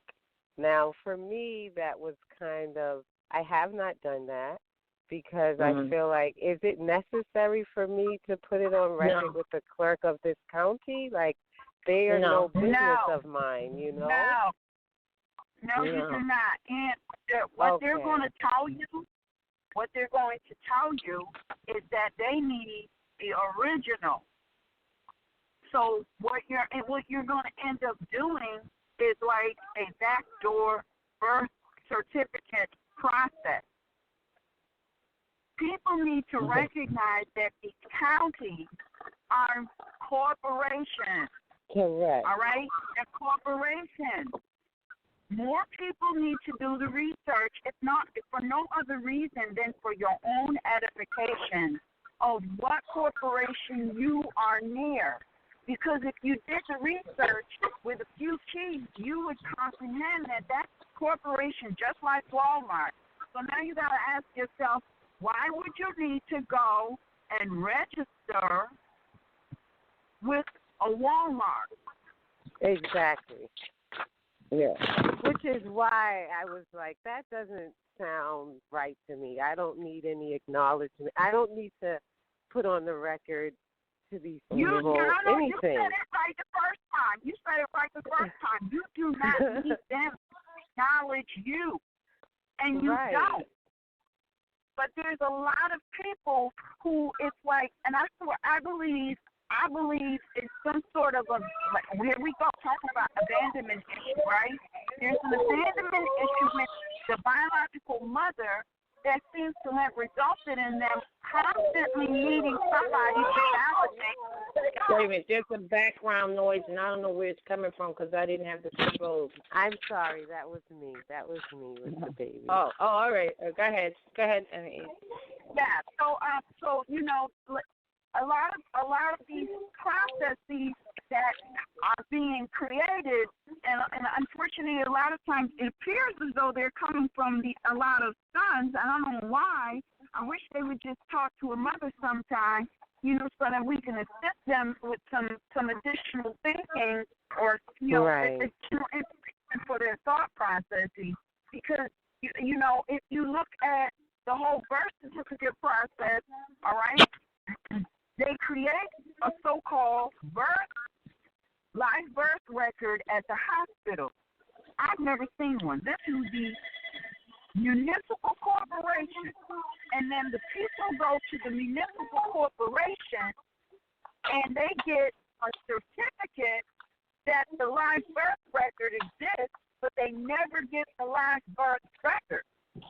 Right. Now, if you go to get a copy of the live birth the birth certificate, you have to show some authentic document according to their system.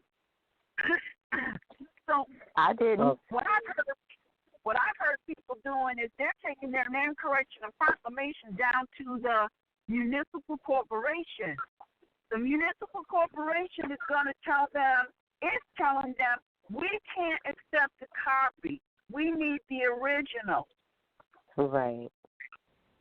Then they make a copy of your original and stamp it with their certification.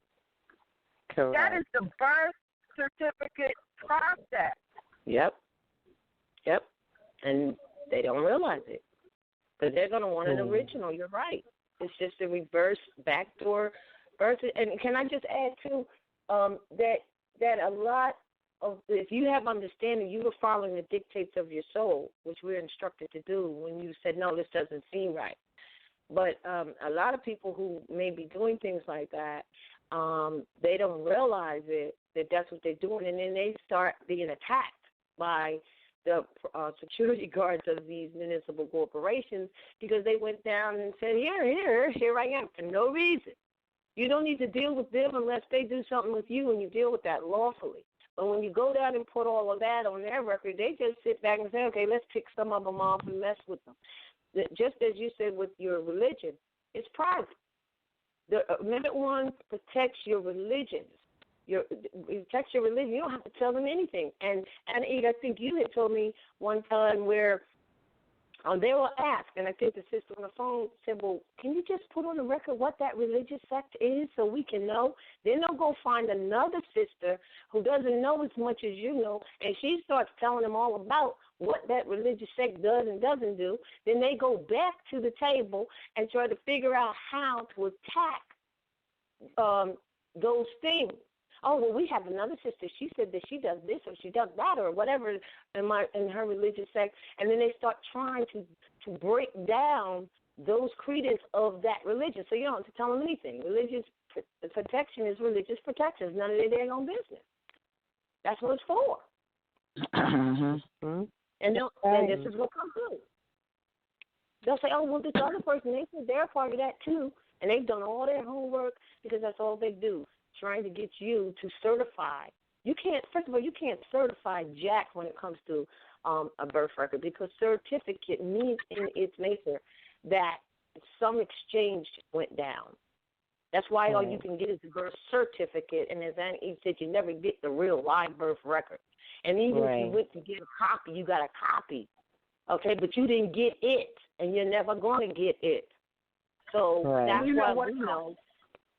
Like something else to think about, because a lot of people miss it, right? The prophet added the religious body to the Moorish Holy Temple.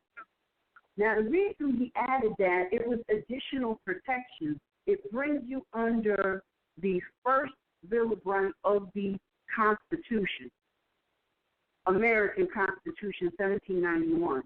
Now, if people understand that as a Moorish American national, your protection is by law and religion. Law and religion, not law or. Law and religion. So that means anytime they asking you for anything, if it is not in your best interest, it's against your religion. And if people really comprehended what the prophet brought, they would say, that's against my religion, and then shut up. Because the minute you start talking, you just let them know you do not comprehend your religious protection. Islam, thank you so much. All right. Thank you so much, and I just want to thank you again and keep up the good work. And I'm listening. You guys are waking us up. It's slowly happening, but we're doing it. All right. Peace and love. Peace and love. All right. And Ida, you want to control, because I don't know what her number was to mute her out. There's a few sisters still open on the line. Right, but I'm saying I don't know what the sister that just hung up, what was her number exchange, so I can mute her out. Oh, I think it was the 794. Okay. All right. I'll try to find it. I'm not going to mute anyone else out then. I'm going to look and see that there's a 412 number that's been on hold, and so I'm going to stay.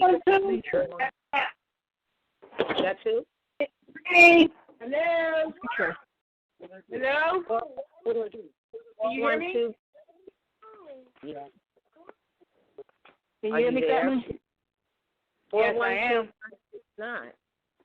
Yes, I am. Can you hear me? Yes, we can hear you. State who you are for the audience and what your question or comment is. Okay. It's my family. This is Energy L once again. I was just listening in again, and with the agreement, and I think you all already know my position as far as the trade and barter, you know, with the skills, doing what we need to do, supporting our sisters or supporting each other. This is his sister standing on the law. I was in the kitchen preparing this 3-style fish. So I just appreciate, and the woman, the sister that came on after me, and how she broke down everything. And, yeah, we need to be in positions to help our sisters. I appreciate the way Anita had broke it down on class and Wednesday's class a couple weeks back about how we can make this happen, you know, who's on first, second, and third shift, you know, because with me and my mom, and I appreciate having my mom available to me to do that, because we're educating the children at home and we're covering the wide spectrum of education with the children, from music to, you know, cosmology to, you know, maintenance and things of that nature. And it's just us because we don't have the sons around. We don't have partners in that way, you know, but it is us and we're very active. But it would be a lot helpful if we did have more sisters assisting us in what we do, and being able to assist sisters in, you know, just right here in our territory. You know, I'm looking to do some trade because I do so. I do hair. I do make, you know, a lot of different things. We make a lot of different things to be able to trade with our community, but it's a matter of getting the community to understand that the fiat is not always the way. We do have gift, skills, and talents that we can share amongst each other, and even if it is like the call's been saying, the time, taking the time to give mother a break. I appreciate being in sisterhood. I haven't gotten the ideology of competition either with my sisters embedded in me from, the sources that, that's the agenda to keep us pitted against each other. I'm grateful I don't have that mindset. So it makes it easier for me to move forward in the works that we do, especially coming in with this Moorish national and divine movement of the world. Is necessary that we look in what we would consider unconventional ways when, in fact, when we really start studying, they're very conventional ways. It's our actual culture on how we're supposed to support one another, because the old adage is it takes a village to raise a child. I remember that video someone was speaking of about the little boy at the barbershop, and that was wow. That was wow. And the one sister said, she need to do something with him now before he even killed her at age 10 or something. And because of the way he was behaving, you can see that being the case, because he gave her such a look, like, and I felt for him, and they're laughing like it's like it's funny or whatever, and it really isn't funny, because if she's a single woman doing this by herself, we're always blamed for whatever our children do. No matter what we put forth, we're going to be blamed for it. So let's put ourselves in a position to, we're doing the work. I ain't even going to take up too much of the time. Like I said, I had the phone going, and I'm in the kitchen, and I just appreciate it. Yes, I got sister love. Anybody needs energy, reach out to me. I'm here. Islam. Islam. Not for nothing, though. I just wanted to add on, because she was talking about people with having different skills and sisters having skills. And I was in the store with my little sister, and we had walked past, it was like a stack of doll babies. And it was some I'm just going to say like European doll babies, whatever. And so my sister was talking about how they had this thing, and I didn't even know, because I don't look at TV a lot, but they had this thing about so-called the Asiatic women paying for it, because Christmas time, so people a lot of times they're buying like doll babies for their babies, and the Asiatic doll babies cost more money to buy than the European doll babies. And it was just like a big thing, she said, on like Facebook or something like that, whatever. And I was just sitting here thinking, and I was telling her, I was like, it's crazy that, we have to go to these stores and they charging us so much money to, get a doll baby for our baby, but it's actually sisters out here who know how to make those doll babies. And a sister that I do know, Sister RVBey, she makes doll babies. You know what I mean? She makes that's what she doing. They are beautiful doll babies, and it's just one more extra thing that, can add to the family of, if we want our babies to play with things, and we don't have to go outside the family to buy a lot of these things that they're overcharging us for in the first place. And, does she have a web? Is she on the web with it? No, she's not, because when I spoke with her, she said that she wouldn't think that nobody would want to buy her doll babies. I'm like, you'll be surprised. You are talk to her again. Talk to her again, and if she had a link to whatever, we don't want. If she's doing that, we will be glad to put it on the site. We don't want anything from it. We're not talking about going in her pocket or nothing like that. And just a simple link to her information or whatever she wants to, however she wants to do it. If she doesn't have a website, if she wants to do so, we will be glad to do that and give an alternative for us. That's right. That's what I'm talking about. All right. Islam. Islam. I would like to get in on that too. What you said, Sister J. A lot of that is we have to change our thought processes because we've been branded. You know, we go into these stores and we fight for these branded dolls, and we won't buy any other kind of doll. Hold on, I think Sister J may have dropped. Let me merge her back in. Sister J, are you on the phone? I don't know if she's trying to call me or if she may have clicked over. It may have been an accident. But we have to change our thought processes in terms of how we look at things, because we go in there and we don't mind spending that kind of money just to say that we did it too.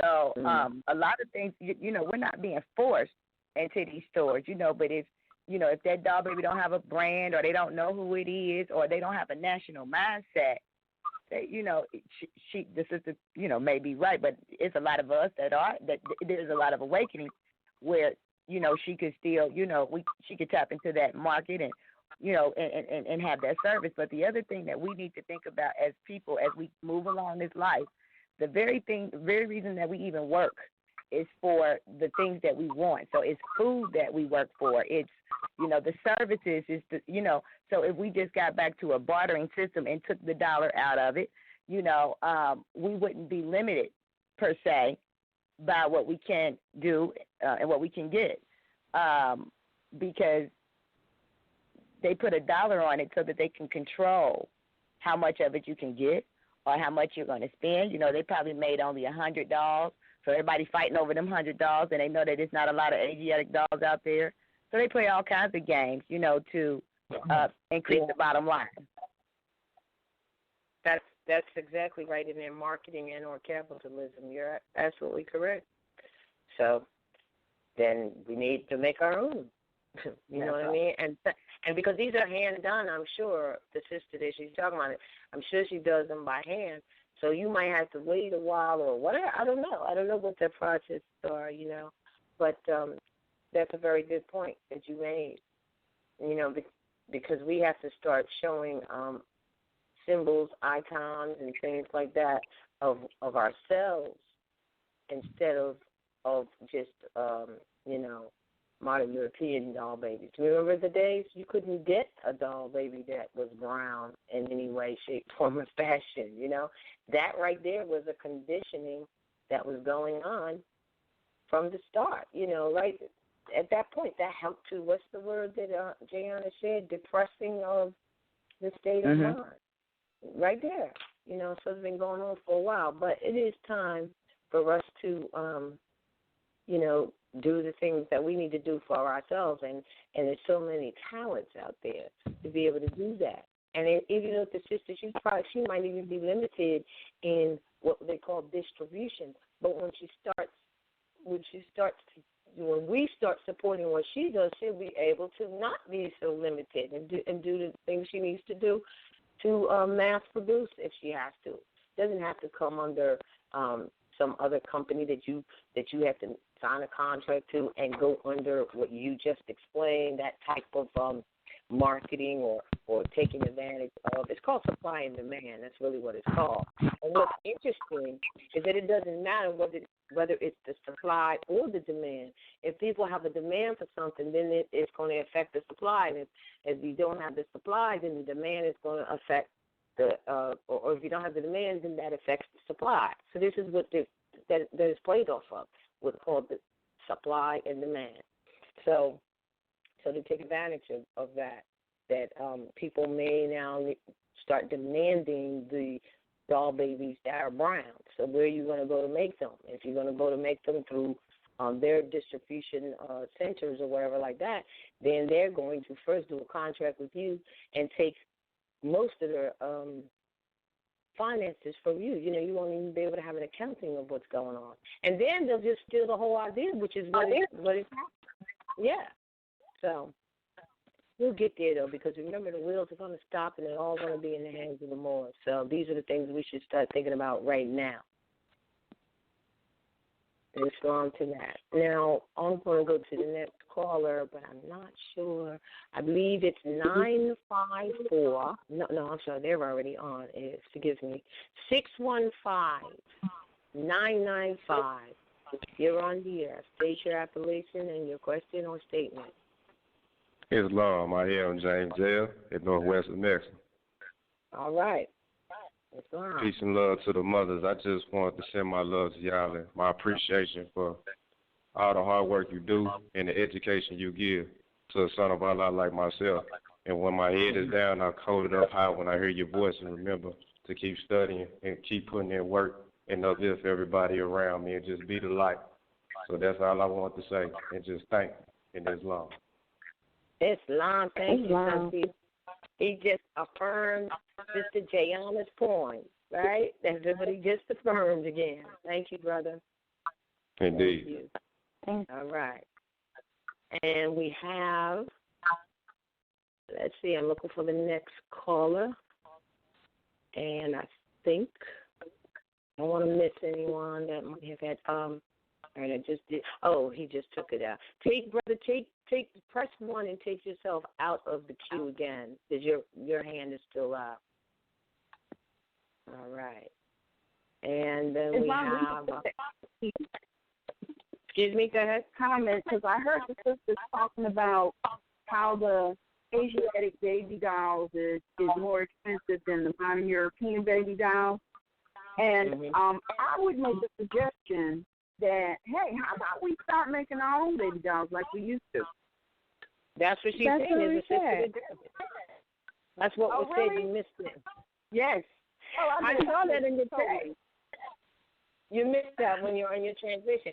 That's what she said. She brought up a sister that she knows that actually makes the baby dolls. And I asked her, well, does she have a website? We'll link her, link her to refer her. And she said the sister said, well, guess what the sister was thinking? That no one would be interested. But that she didn't told her. Look, I have a granddaughter or two. I and other little daughters, I will buy an Asiatic baby that is made by another Asiatic sister in a heartbeat. Let me know. Yeah. And make some little Asiatic boy baby dolls too, because not that boys ain't supposed to play with dolls, but they got soldiers and stuff. They can have their own toy soldiers. It's all in the clothes. Put on the musty guard. There you go. There you go. Musty guard doll. Oh yeah, because I got a bunch of little boys I know who would love that. Yep. Mm-hmm. And they emulate and then the wonderful thing about her artist, she customized the dolls too. So with the clothes that they wear, and no doll that she's gonna make is gonna be exact from the other doll. So I like that how she did that. So it's beautiful. I'll definitely try to reach out to her. Yeah. Let her hear this broadcast, and see where she goes from there.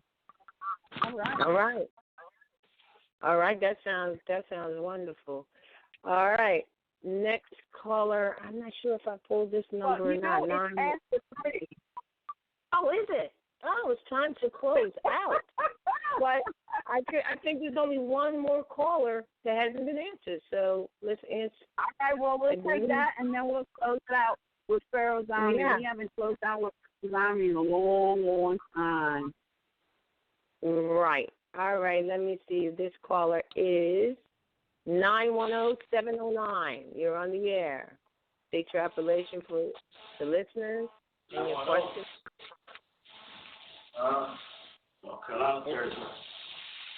Islam? I think they're away from the phone. 910? All right, they're not answering. So, Annie, am I still at the controls? What do we want to play to go out? I can do that. I'm back at the controls. Thank everybody for joining us today, and we shall see you on Tuesday for Principles of Nationality in Action. People love. Peace and love. Thank you, sisters, for making this class a good one. Our problem is lack of knowledge and the intended deceit and trickery done, because even those who read the biblioteca that you call the Bible says teach a fool even the most elite. So even those who think they're highly educated and this and that, they've been fooled. That's it. It's not really complicated. It's the miseducation of the Negro. Everybody knows it. To those who need to know, it's the miseducation of the Negro. When we rise from the dead, they call us Pharaoh. It's the miseducation of the Negro. Everybody knows except those who need to know. It's the miseducation of the Negro. When we rise from the dead, they call us Pharaoh. The gods are back, the Moors are strapped. We waking up, and we want our land back. Running off, that's a trap. You know them gods don't like that. Waking up from a nap, like where the hell my crown at? Take a step back, like I know this bitch ain't bite back. It's kinda crazy how this karma it strikes back. We enslaved the Slavs, so they slaved us right back. We called them niggas, then they niggered us right back. We brought them to light, but they ain't bring that right back. If I was lazy, dirty dancing with the baby, then maybe, then just maybe won't revolt like Haiti. I too smart, Lova, Tor, Marcus, Garvey, your ass. Nova, Julia, our leading, God body the man. Now I ain't gotta be bad, and you ain't gotta be mad, but the planet is heating up, so the first I'll be last. I got that melanin that's better than anything you ever medicine. We at your front door, wonder why you never let us in. Oh, I get it, you never wanted to put some credits in. Well, just forget it, cause I don't know if you can edit sin. We've been enlightened long before Thomas Edison. Skeletons to prove that you wasn't even relevant. In the Caucasus Mountains, cause the sun was your deficit. Captain Caveman with the plan of the Jesuits. Check my bloodline, but in time I bring the evidence. Self-governing body, so I don't need no president. Democrat, Republican, donkey versus elephant. I studied in law, so I ain't down with none of that. I self-law and master, so I'm running that. This Molotov counter burns faster, so I like the match. Despite the fact that ain't even what I'm mad at. I spit the truth, so here's the roof, so you can yeah that. My skin is brown and here's the proof, but you ain't hearing that.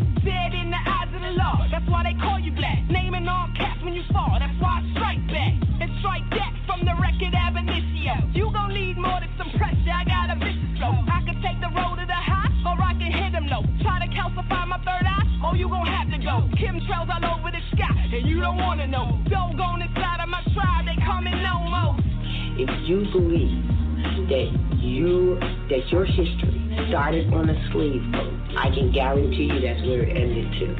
That's what I'm saying. Then, after saying that, and so don't believe me, go back and do some studies past the 1700s, and I'll guarantee you, sure as you're sitting there listening, or wherever you are, watching, listening, you will find nothing but the word Moor. And that's another thing. Because we weren't called black. That description, maybe, black or more or whatever, but that's it. Know the difference between a description and an actual, person, place, or thing, noun. I mean, really. It's the miseducation of the Negro. Everybody knows it, to those who need to know. It's the miseducation of the Negro. When we rise from the dead, they call us Pharaoh. It's the miseducation of the Negro. Everybody knows except those who need to know. It's the miseducation of the Negro. When we rise from the dead, they call us Pharaoh. From the pyramids to the project, the beginning is the part they want you to forget. Implant your memory with that noose around your neck. It's the king out for planning, it's set and full of effect. The butler, the help, and 12 years a slave. Django and Selma, they get them accolades. They made a movie called Exodus about the gods and kings with an all-white cast from Egypt. Now that's a shame. They ain't never seen no movie about no European slaves. We were traveling the seas when they was living in caves. We had to civilize them, show them how to behave. In fact, we brought them light and taught them how to bathe. This is trading places with stolen identity. We agreed to be educated by our own enemy. Reverse psychology, I'ma need a lobotomy. An exorcism just to get this shit about me. Roz Mariah, Anna E, Miss Raheem, Tariq, Cujo from Cannonland. Listen to them speak. How to learn from the best. I don't need no DNA test. The nations in my womb has given from the breast. The empire's back, so you know what's next. The Moors are waking up, now you must confess. Yes, yes. The Moors are waking up, now you must confess. Birthright theft. The whole deal was, where's my land that, for them? The whole deal was, this is really quote-unquote promised land. This is really the quote-unquote heart of civilization. This is really what you might call Northwest Africa. And I say that to people so they can stop saying I'm going back to Africa and understand that they're in it. It's the Garden of Eden. That's what they had in Columbus's journal that they arrived Absolutely. in Eden. So what has happened is absolute lies. That's right. And the land of milk and honey is another terminology. So these things are important because as you're doing studies, and if it says the land of milk and honey, you need to know they're talking about the North American continent. If you don't know that, then you miss it. And that's part of our problem. That part of our problem is the miseducation. We have been lied to, lied to, lied to, lied to, lied to.